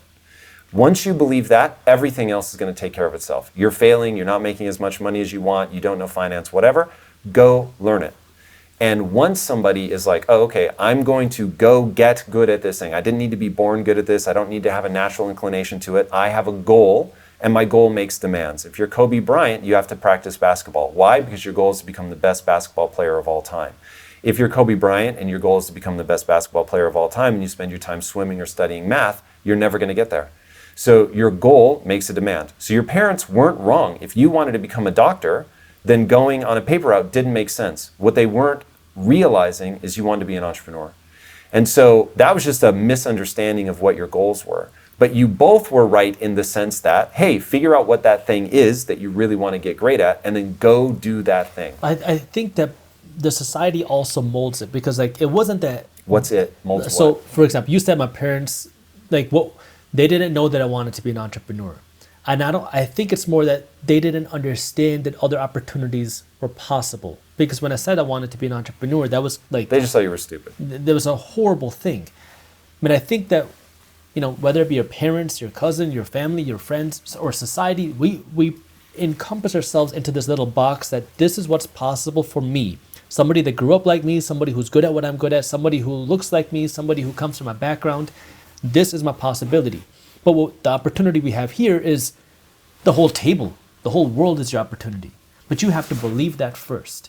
And that means then you're going to have to go against what, you know, maybe what a lot of people are pressuring you. Maybe you have support, maybe you don't. And it doesn't really matter. Because what you need is up here, that belief in yourself to now do whatever it takes. Because for me, it started with listening to motivational tapes. Like I listened to Eric Tomic's Blueprint to Success so many times that I knew the words to like every single word of that CD. And I was like, wow, like I can wake up earlier. I might not be the most smartest or whatever, but I can work harder than everybody else because that I can control. How did I learn that? Because I started this motivational CDs and I tell everybody to listen to it. And I'm like, yo, did you listen to it? They're like, yeah, it's basic stuff. I'm like, oh, okay, like you already knew this. Then I read a book called Rich Dad, Poor Dad by Robert Kiyosaki. The first time I ever got exposed to financial education. And I was like, holy moly, like this What was guy's... the most important thing he taught you in that book? Well, like cover to cover, you got to understand, I didn't grow up with any, like I didn't know what investing was. I never heard of passive income. I didn't know you could invest in real estate. Like I was so naive. I didn't know anything in that book. That's my beef. People don't know how the world works. And I was as guilty of this as anybody. But going back to the triangle of doom, this is so as a refresher, triangle of doom, interest rates, economy, Yeah. and, sorry, which one am I forgetting? Interest rates, economy, and inflation. And so you've got, if people don't understand how that works, they don't understand how to move in order to either survive or take advantage of the opportunities that are going to present themselves. But it starts with understanding how the system works. Understanding the system and then not blindly trusting everybody. Like you said, you know, you have distrust. Look, I'm on board with you. I don't really trust many people. I don't trust what the government says. I don't trust what the Federal Reserve Bank says. I trust myself. But you got to take everything with a grain of salt. Now, why do I say that? Because, okay, we'll talk about interest rates just for a second. The Mortgage Bankers Association put out a statement in 2023, and they said that by the end of 2023, that they expect mortgage rates to fall to like the low 5%. The National Association of Realtors said something very similar. They said that by the end of 2023, they expect mortgage rates to fall under 6%. I forgot the exact percentage, but it was under 6%. Why? What is their intention? You have a lot of mortgage bankers and realtors out there saying, what the heck is going on? Why aren't people buying homes? Why aren't people getting mortgages? And so now you have these are big agencies saying, calm down, it'll be just fine. What is their justification? Mortgage rates are too high right now. People can't afford homes, so they have to go down. Again, analysis, that's their analysis versus the data. Now, if you dig a little bit deeper, this is the financial education aspect that I'm keep talking about. Now you can answer this question yourself instead of just trusting somebody else. I mean, I'm not saying trust me. I'm saying learn it so you can figure out how to do it yourself, because I can be wrong. You can be wrong. Anybody can be wrong, but at least you know how to come up with your own analysis.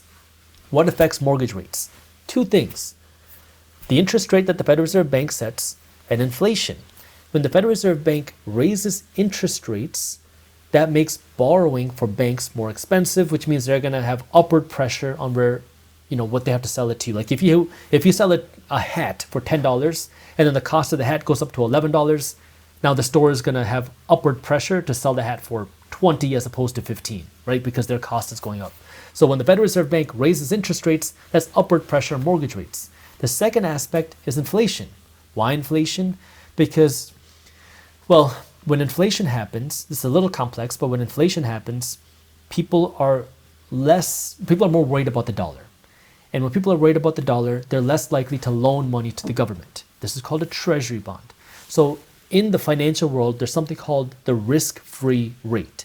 The risk-free rate is if I loan money to the government through a treasury note or a treasury bond, the return that the government gives me, the interest, is risk-free because we expect the government to always pay back their debts. So when inflation happens, people are less likely to loan money to the government because they're worried about the health of the dollar, they're worried about the government, which means that for the government to incentivize more people to loan money to the government, they have to offer a higher rate. So when inflation happens, people are worried about the dollar, people are worried about the government, the risk-free rate goes up, interest rates on government debts go up. If the interest rate on government debts go up, that's going to push up the rates on mortgage bonds as well, because now your mortgage return would naturally have to be higher than the risk-free rate. Because if I'm loaning you money to get a home, in traditional finance, that's a riskier investment for me than me investing my money into the government because that's risk-free. So you have to give me a higher rate of return than what I'm getting from the government. So higher inflation, higher treasury yields, pushing higher mortgage rates. So now, what is the analysis? Inflation is higher than expected. Looks like it's going to be around higher than expected. Okay, that's higher treasury yields, higher pressure on mortgage rates. The second factor is Federal Reserve Bank interest rates. Well, the Fed keeps saying that they're going to keep raising interest rates. Now, of course, all this can pivot. They can pivot tomorrow. But based off of this information, this tells me that there's a lot of upward pressure on mortgage rates. Mortgage rates are around 7% right now. But you have the National Association of Realtors, the Mortgage Bankers Association, two very credible sources who are like the source of information for realtors and bankers saying, don't worry, mortgage rates are going to fall by the end of the year. This is why that education is important. Yeah, $2.3 trillion, according to Fortune magazine, have already been scooped out of the U.S. housing market alone. So I'm very shocked that in the face of $2.3 trillion of losses, that people are pretty chill. I've got some more stats than that I found super disturbing. We've got month-over-month housing prices have declined for the first time since 2012. You've got home builder sales have collapsed by 46%. Home buyers canceling 20.8% of their construction contracts. Like, it seems like we're in the middle of a housing reset of pretty aggressive proportions. So do you think people are willfully lying? Are they blinded by their own narrative? Are they just trying to be optimistic to keep people from panicking? This feels a little bit like masks don't help, you're fine because we had a shortage in hospitals, and then once that shortage was over, it's like, nope, actually you do need masks. That question, I think it's like, are they sinister or are they stupid? That's the question. Sinister, stupid, or doe-eyed and naive. Right. And so, I mean, I think that I'll leave that up for anyone watching this or listening. You come up with your own interpretation, right? Boo. I mean, look, you don't have to tell me, but do you have an interpretation? I don't know if I do, because I go back and forth, because it just doesn't, but I think my wife talks to me about this. I think I have a very trusting personality by nature. I have gotten scammed and screwed over so many times. Interesting. But I refuse to give up this idea of wanting to trust people. Now, yes, that's on me. I get that. And my wife was like, dude, you can't keep doing that. And I'm like, look, if you scam me, you screw me over, I'm not going to do business with you again. Sure, you hurt me, but do I want to give up my trusting nature? And do I want the jagged personality or whatever? And, I go back and forth. I don't have a good answer on this because I'm still trying to figure that out about myself. I'll give you mine. I don't think many people are sinister. My gut instinct is that's going to be the most rare. I think this is exactly how it plays out in business. Certainty intoxicates people. To be a good leader, you have to give people certainty. That's one of the most important things you do as a leader. To give them certainty, you have to develop certainty in yourself. To do that, you need a narrative. The narrative allows you to connect dots. So as we talk about the triangle of doom, it's like we're telling a narrative about how those things flow. But the reality is if we could predict it precisely, we'd be gazillionaires. So nobody can really predict it, but you have to move. You have to do something. And so you look at the triangle doom or whatever, you look at the signs in the housing market and you come up with a narrative. And there are incentives if you're in a certain governmental body or whatever, there are certain incentives for you to, since you don't know, to create a narrative that leans one way or the other. Yes. And so if you're a YouTuber, there's an incentive to do doom porn because that's going to get a lot of clicks. And so even if you're like, I'm not being sinister because there really is something over here, but it's like I'm also nudged because like I have an incentive. So I have a feeling to give themselves certainty, to give other people certainty, they begin telling themselves the narrative that they happen to be ever so slightly incentivized to tell. I don't think they're doing it on purpose, but you have to have a narrative that's going to allow you to move. Yeah. So we end up there. It's a combination of doe-eyed optimism and not willful. They have to tell themselves a narrative in order to be effective in life. Yes. And that narrative gets a little rose-colored. And then the catastrophic mistake that entrepreneurs make that I've been guilty of a gazillion times, you forget to question your narrative. Yes. You get so busy telling other people what it is, telling yourself, that you forget to seek disconfirming evidence, which brings in the last piece of the puzzle, which disconfirming evidence feels super bad. Right. It does not feel good when people are like, you're wrong.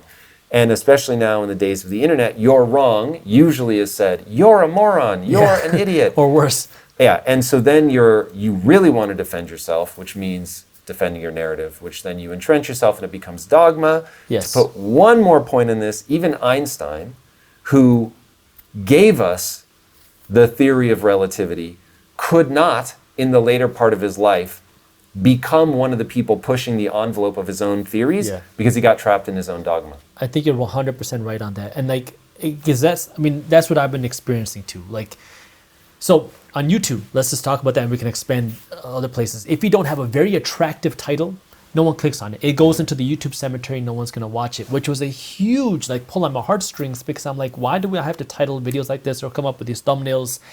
And the reality was like, look, if you want people to watch your stuff, and my team was like, you have good content. If you want people to actually watch what you're putting out, you gotta be able to play in this game. And that was one of the reasons why I created my Briefs Media newsletter, because now I can avoid the sensationalism, I can avoid those titles, and avoid all that clickbait, because in the newsletter, you get all the news that you want, like our Market Briefs email. You get all the news, you just click on the email, doesn't matter, our subject lines are like, black cups are cool. It's like you click it and then all the information is there, and now we can give you, because my goal is unbiased. I want to give you the data so you can create your own analysis and understand what's happening, because nobody else can do that. Most media companies don't have the ability to do that because they have to get you to click and that's all they tell you. And I want to change that. And so for me, it's like, okay, well, if I want to get you to hear about me on YouTube, I gotta come up with a title, but my goal is to make the content educational so you learn, and then say, hey, look, if you want more, go to Market Briefs, briefs.co, and you can see our emails and join for free and get the news in your inbox and you don't have to worry about it. And I think when it comes to incentives though, like what you were saying, where we kind of forget or we get put into a box and then we ignore all the other things, or we have no reason to understand. And what I mean by that is if you go to the 2008 crash, right? What led up to it? Well, we like to point fingers. Well, mortgage bankers were making just bad loans. They were loaning money to people who shouldn't have gotten it. Now, if you're a mortgage banker, what's your incentive? My incentive is to make loans. I'm on commission. I want to make as many loans as possible. If you got a 600 credit score, you can't qualify for this. How about I give you this? If I'm going to get a commission, okay. So am I a bad person because I'm trying to make money and take care of my family? Well, then it's the bankers, the CEOs of the company that are ruining it. Well, what is their incentive? Their incentive is to increase the earnings of the company. Their incentive is to make sure that they can issue more loans than their competitors. So are they evil for trying to increase the value of their company, increase the share price? Well, no, it's the people, because they should have known better. They shouldn't have gotten these loans. They should have known that if you're making $75,000 a year, you can't afford $1 million home. Well, how many of them are financially educated? How many of them know the basics of how much mortgage they should buy, how to save their money, how to invest their money? Like, none of us have grown up learning about that, so is it their fault? Oh, it's the government's fault. They should have regulated it. Do we want more regulations? So now it's like everybody's going to have their own incentive. Everyone's going to have their own reason for wanting to do something. And this is why I go back to the financial education aspect. Like, we can point fingers all day long.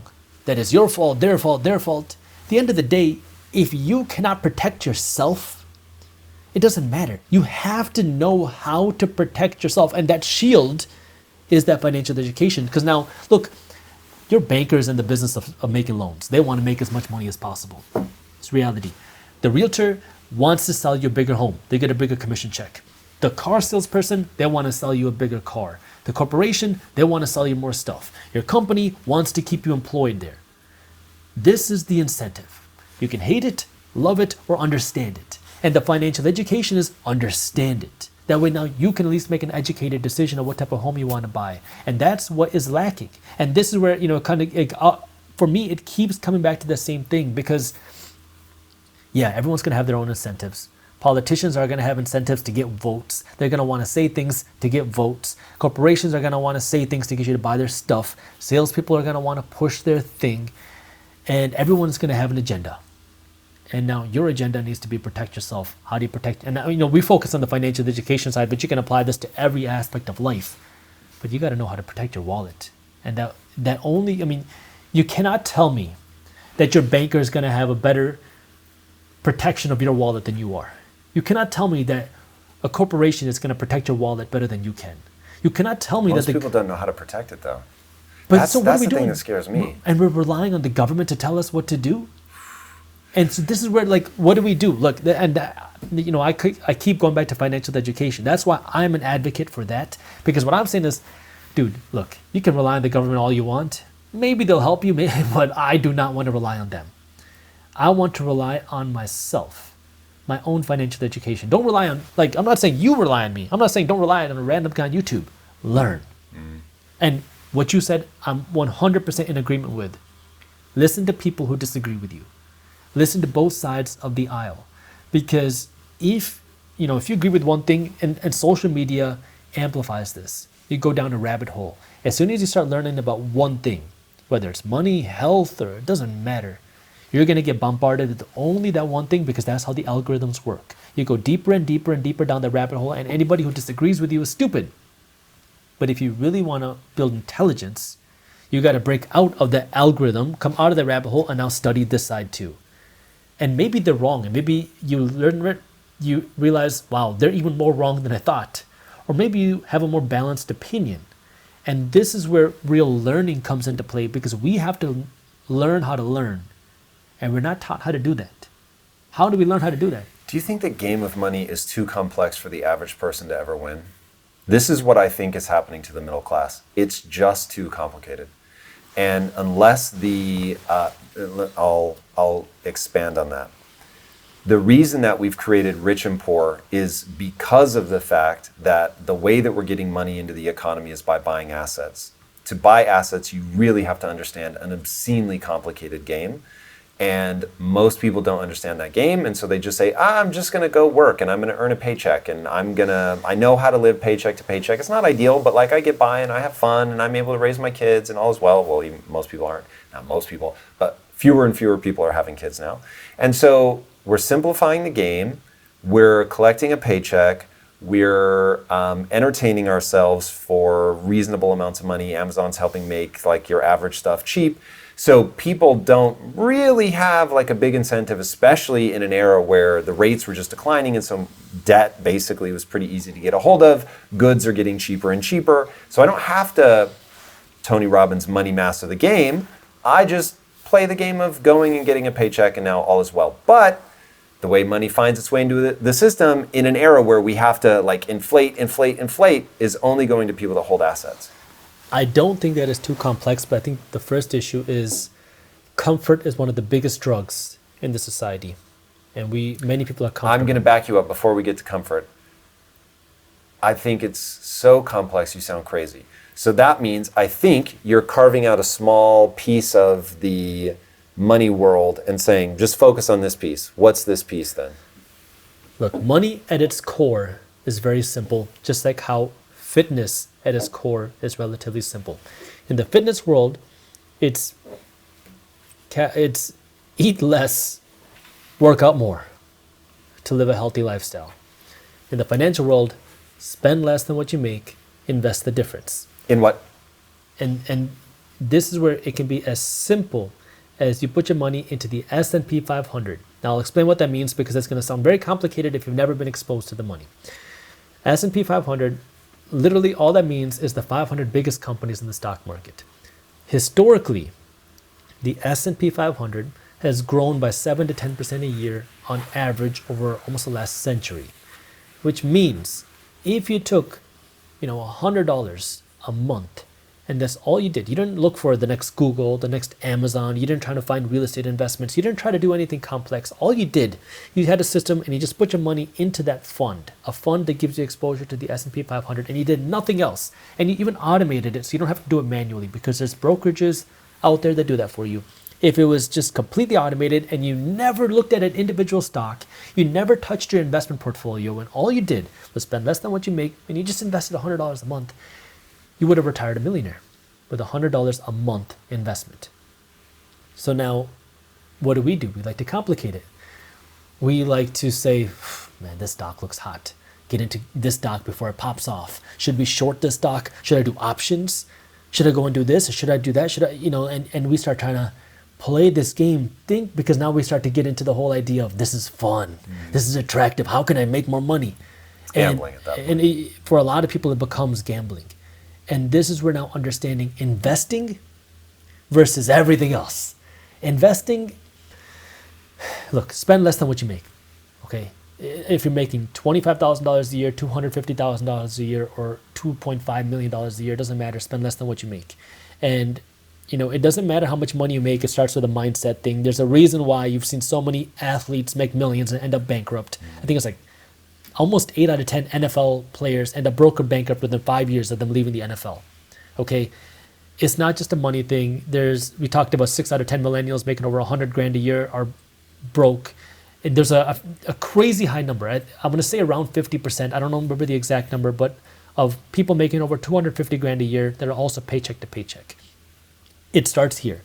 Spend less than what you make. Live smaller, smaller apartment, smaller car for a little while. Have some extra cash. Now, what do you do with that? You can save some and you invest some. Where can this money be invested? I gave the example of the S&P 500. How do you put your money into it? Well, in the stock market, you can look at something like SPY. SPY is a ticker symbol that gives you exposure to the S&P 500. Another one is VOO. I personally am invested in VOO. That gives you exposure to the S&P 500. So if you just put your money in there, historically, you would have seen 7 to 10% growth a year. If you say, you know what, I don't even know what the S&P 500 is, can't I just put my money into the stock market? VTI is an ETF, meaning it's a fund, that gives you exposure to the entire stock market. It's a total US stock market fund. So now if you just put your money there, now you're not investing in Amazon or Google, you're investing in all the stocks. Amazon, Google, you are technically investing in Amazon you are, and Google. But I'm saying not the individual company. Everything. And so now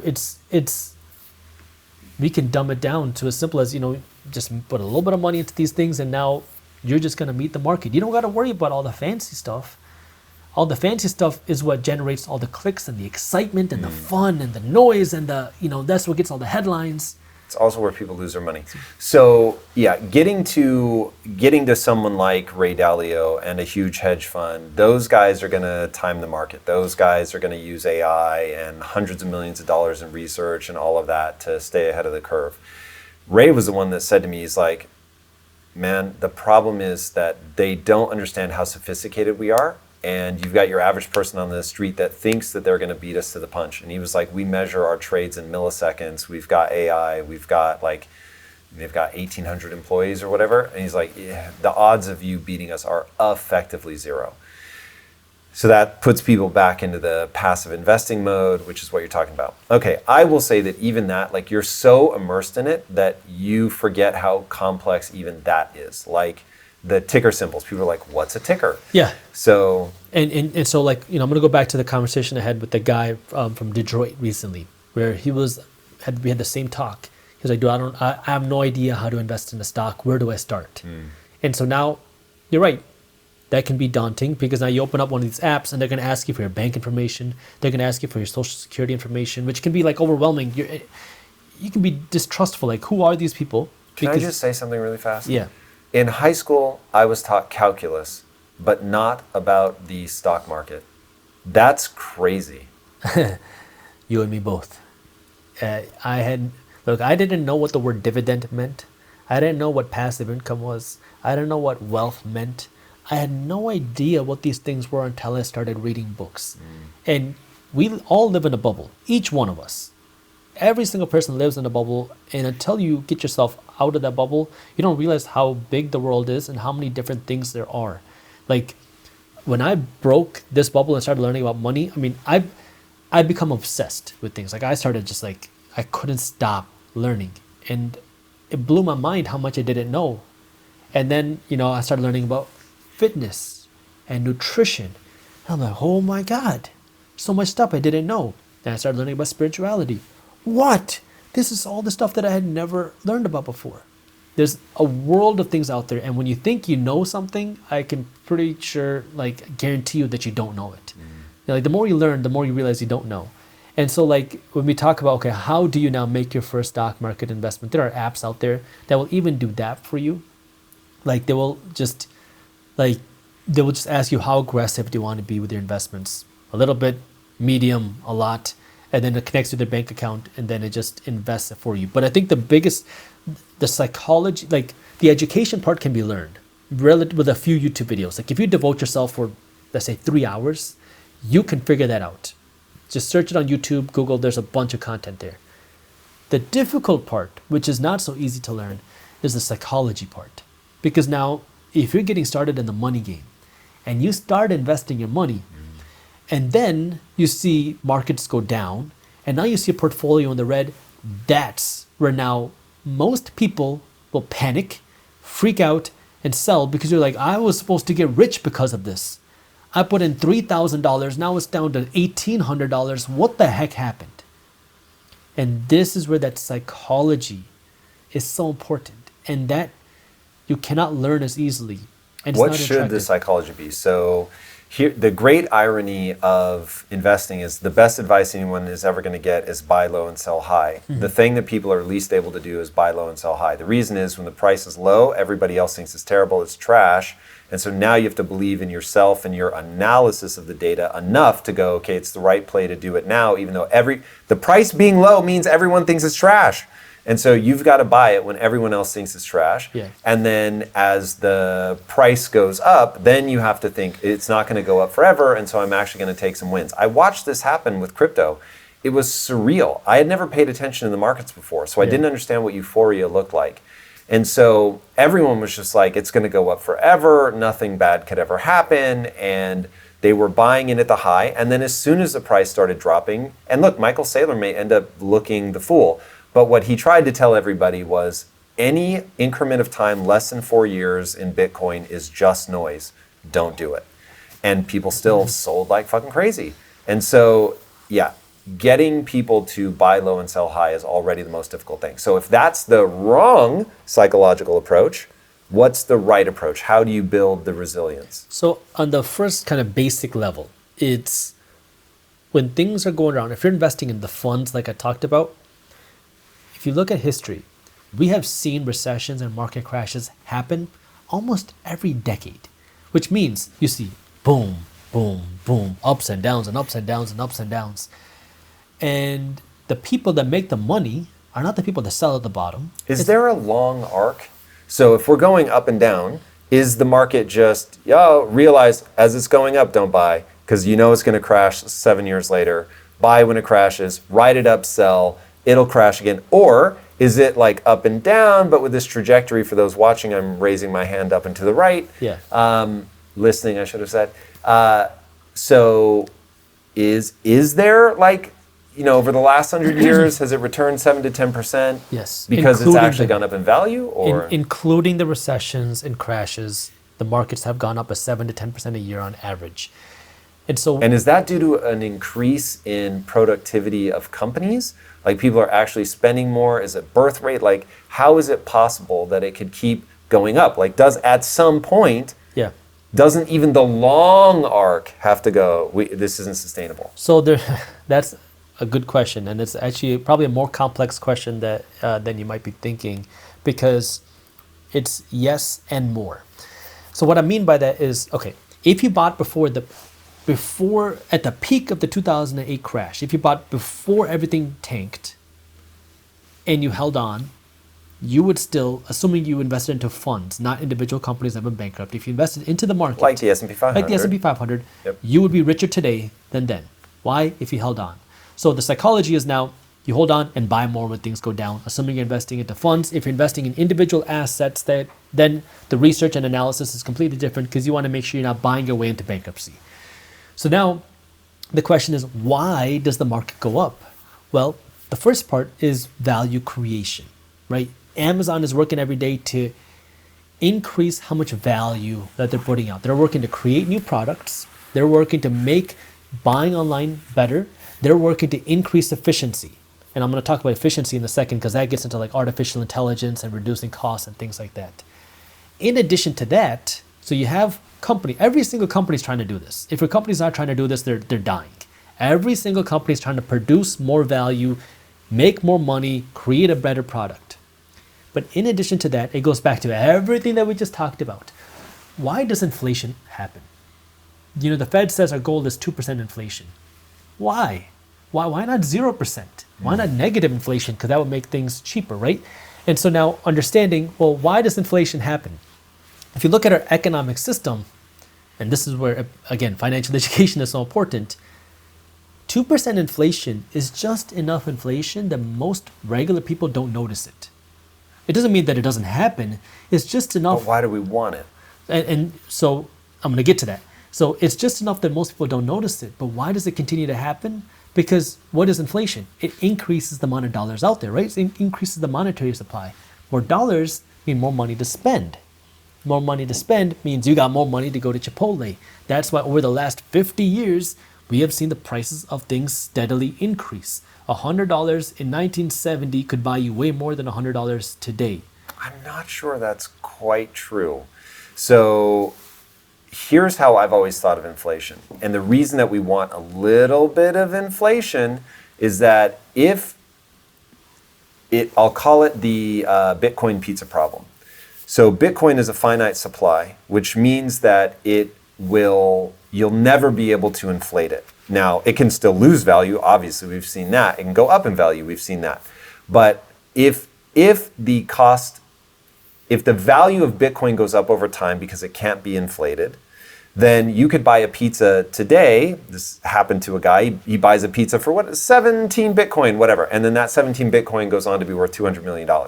And it's like, oh God, like that was a mistake. I should have held on to it. So if money has a deflationary effect, meaning that if I have $1,000 today, that $1,000 tomorrow might have the buying power of $2,000 today. So it's like I'm incentivized to hold it. Now, if I'm incentivized to hold my money, there's no velocity of money. There's nothing moving. Goods aren't being bought and sold. People are just trying to hoard their money. And so even though people have this money and it's able to buy more in the future, the same $1,000, then I'm incentivized to hold it. Whereas if it goes down a little bit, it loosens that sense of, well, this isn't going to be more valuable tomorrow, so I'm never going to look like a fool, so I might as well go get the thing that I really want. But why not 0% inflation then? Why doesn't the Fed do that? It's an excellent question. Because I don't have an that answer. doesn't increase the economic system. It Why doesn't, don't we want it doesn't increase the size of the economic system. If you want to... Is it really though? So is the only way to get inflation to print? Because what I'm trying to reconcile in my head is, yes, there's more money, but the price of things then just goes up, and so you're still only buying the same amount. So, okay, there's a couple aspects to this. When inflation by its definition means you're inflating the monetary supply. What that results in is the value of the dollar dropping, which means, so like for the government example, why does the government want inflation? Because that means they can pay back their debt. I get why they with want cheaper it, because dollars. they're printing money. Right. And so the first aspect is they can continue to pay back their debt with cheaper dollars. But then It's basically an extra 2% tax, or whatever percent it is. they get a little bit of extra, right? That benefit. The second thing is they have more spending ability. It goes to increasing the size of the economy. Because look, a financially smart person is going to make $50,000 a year, invest some of that, save some of that, and spend some of that. The government doesn't work that way. If the government made 50 grand, they're going to spend all 50 and then an extra 10. And so how do they do that? Well, why do they do that? It's stimulative. It grows the economy. When the government spends money, what does that mean? Well, if the government spends money in, let's just say, infrastructure, they're paying contractors. They're paying a company. More money is entering the economic system. So as inflation happens, when the government spends more money is coming into the economy. And so what does that do? That grows the economic system at a cost. The value of the dollar goes down. And so our system, we have companies, right? The economy. You have investors who own a piece of the economy, and you have consumers. Every single person is a consumer. Rich, poor, middle class, businesses, every single person is a consumer. But most people stop there. Most people are just consumers. Investors own a piece of the economy. Now, the Federal Reserve Bank, you have kind of over here, they're working to increase our economic system. They want to grow the system. They want to grow the economy. How do you do that? You increase how much money comes into the economy. You increase consumers' spending ability. How do you do that? Increase how much money is out there. And so if consumers are spending money, well, how can you increase how much they spend? You can give them more money to spend. And if more money keeps flowing into the economy, there's more dollars in there that can be flowing through the economic system, which then will benefit the economy, because businesses can get more money because there's more dollars out there. If businesses are getting more dollars, the investors also benefit, because now businesses show more revenue, more profits.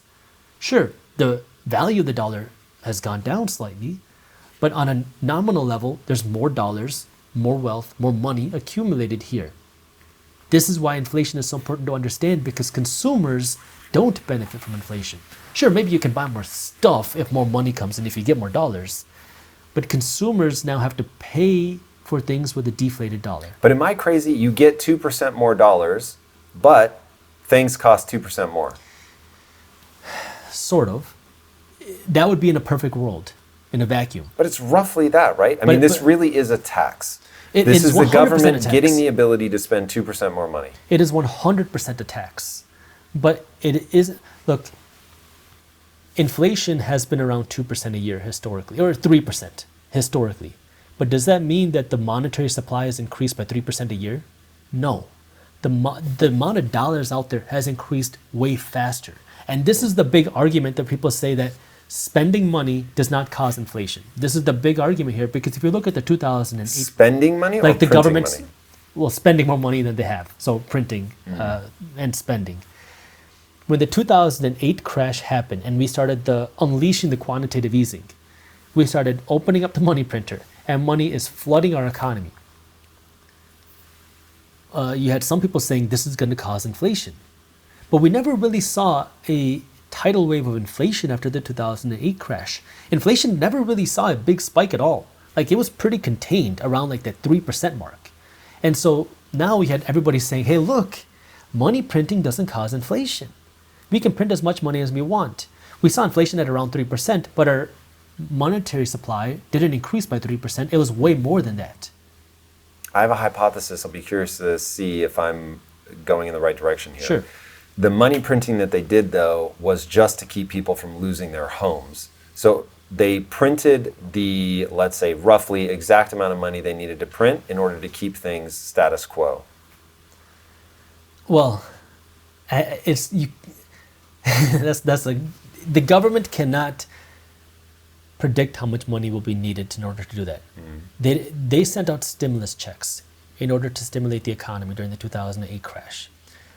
What is a stimulus check intended to do? It is intended to stimulate the economy. But we assume that it's intended to stimulate the individual. The individual is a consumer. So if you get a $2,000 check, what does that do? Well, maybe you can make 1 month of mortgage payment, but what were people doing? They're going out and spending. It stimulates the economy. It gets the economy moving again. Businesses start making money again. And so more money. That's really dark. But so I'm hold on. Yeah. I might be misinterpreting this, but that could be really dark. So let me say what it sounds like happened in 2008. I just lost my home. Brutal. Gut punch. I'm living in a tent. This is so gnarly, oh my God. I get my $2,000 stimmy check and I just go buy the normal things that I would buy. But maybe this goes back to your initial statement. I'm buying food, that the vast majority of the things that I buy are going to be my mainstays. So it's not like I go out and buy a new truck. I'm gonna go out and buy my eggs and go see a movie or two, maybe go out to dinner or something like that. But that's really what it sounds like. If they can pour that much money into the system and inflation doesn't go up, then people's spending habits roughly would stay the same unless somehow that money went into the system and it created additional productivity so that there wasn't people fighting for the same number of items. The number of items actually went up, and so the price of everything stayed the same. What you said makes that prediction. So, okay. If the government sent out $2,000 stimulus checks and everybody put that money in their savings account and didn't spend it, yep, it wouldn't grow the economy. Correct. That's not what the government wants. They want you to spend that money. Yes. It's a way to encourage spending because we are a consumer But people nation. should have saved that money. Let's be very clear. Unless they needed to eat. So I'm talking about what the government intends. People should invest a piece of their money, save a piece of their money. Yeah, but I'm trying to speak to human behavior. Does the government understand just the ugly truth? Is what I just said true? 100%. Look, the government knows we're a consumer nation. Like, it's not just the US. Like, the whole world knows the United States is a consumer nation. People here spend more than what we make. So, like, because you talked about the inflation issue in 2008. I wanted to expand on that a little bit because money isn't just money. Like, we have two types of money in our economic system. We have actual money, and then we have credit. People don't spend based off of how much money I have in my bank account. They spend based off of how much debt I can qualify for. So if I have $100 in my bank, I can still spend $500. And what happened in 2008 is, first, credit levels fell. Because now, if I have... So I couldn't even get credit? I couldn't get credit. Because if my income goes down, I lose my job, I'm no longer credit worthy to a bank. Banks are not going to want to loan me money. So before, I had $100 in my bank, but $600 worth of spending ability because I could have, let's just say, got a $500 loan or credit line or whatever. Now, can I ask you a question? Keep where you were going, but I need to understand something. So fractional reserve banking, I understand how that works. So when you go for a home mortgage, they don't have to have that whole price. It's like only 10%. Yeah. But how do credit cards work? Are they able to create debt out of thin air in the same way that a bank does, or do they have actual one-to-one reserves? So let's highlight this and then we can get to credit card companies about that too. So I have the spending ability of $600. $500 is a loan, $100 is actual cash in my bank, money. Yep. I lose my job like everybody else. Now I lost $500 worth of spending ability. I only have $100. My spending ability crashes. Then come the stimulus checks as a way to stimulate. Now I have $100 of money and then $2,000 from the government. Now I have $2,100. Now I can go out and start spending again. I start spending again. businesses start making more money, there's more dollars in the economy, and then I get another job, and now I go from a spending ability of $100 because I already spent the $2,000 back to $600. So now there's more money out there, and the credit starts to go up, but the inflation never really happened. Like we never saw it really pass through, and now we're seeing the effects of the inflation. I forgot so you think the original it was just question. delayed? Oh, 100%. Like it's What we were trying to figure out to reorient was in 2008, housing crash, stimulate the hell out of the economy, pump a bunch of money in, but inflation doesn't go up. I then had a hypothesis about why, which is very gloomy. Yeah. And so now, you said, was it delayed? I think we talked about this previously, where if I took a dose of heroin today, I'm not going to die. I might like it, and I might say, okay, let's do another one. But to keep chasing that high, I might keep increasing my dose. Now, if I keep increasing my dose, but nothing bad happens to me, does that mean that it's bad for me or good for me? Well, nothing bad happened yet, but eventually, right, you're going to hit a point. We know scientifically that if you keep increasing it, your odds of something bad happening keep increasing. Well, what are we seeing now in the money world? In 2008, we printed a lot of money. We didn't see the full side effects of the heroin. We didn't see the full effect, the pain of the inflation. We did it again in 2001. Now what we're starting to see happen is over the previous decades of money printing, overspending, we're starting to see the side effects of it. And now the question is, what are we going to do? Are we going to just shoot up again and try to delay the real effects of it and just calm the withdrawal symptoms? Or are we going to actually solve the issue? And fighting an addiction is painful. You want to get off of a drug addiction, you're going to have to go through pain. And to get back out of analogy and into what we're talking about, that's spend less money. Spend less money from the government. And that means people have less stuff. That means less government spending. That means more saving, less spending. And that is painful, especially when you're accustomed to having the nice stuff and being able to buy whatever you want. That causes financial pain, people lose jobs. That causes economic pain, businesses go under. And that is nobody wants to see that pain. But the unfortunate reality is now, because of the inflation problem, if you want to solve inflation, you're going to have to go through that pain. And what the Federal Reserve Bank is saying is, we want to solve the problem without enduring the pain. We want to get off of the heroin without having the withdrawal symptoms. Well, unless you have some fairy dust where you can do that, sure. But withdrawal symptoms are often a byproduct of trying to leave a drug that you're addicted to. In the money world, trying to get off of the inflation high has the side effect of economic pain. And now this is what everyone's saying that we can avoid. But what I'm saying is, be prepared. That way, if we do see more economic pain, that you can protect yourself, and not just protect, but also capitalize on opportunities that might come your way. And so, we've had a lot of kind of buildup, and this is where now understanding, look, we are starting to see some effects of this.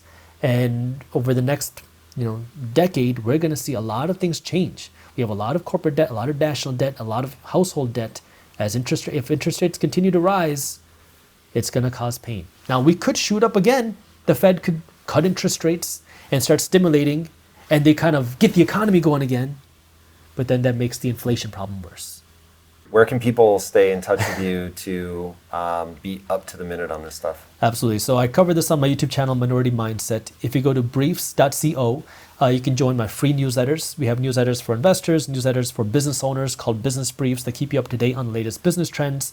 For financial education, you can go to marketinsiders.com, and all of that. Guys, if you haven't already, be sure to subscribe. And until next time, my friends, be legendary. Take care. Peace. Oxygen, pretty important for human life. There's no price on it. Why? It's not scarce. Something like diamonds, not that important to human existence, yet has a huge price because the demand way outstrips the supply.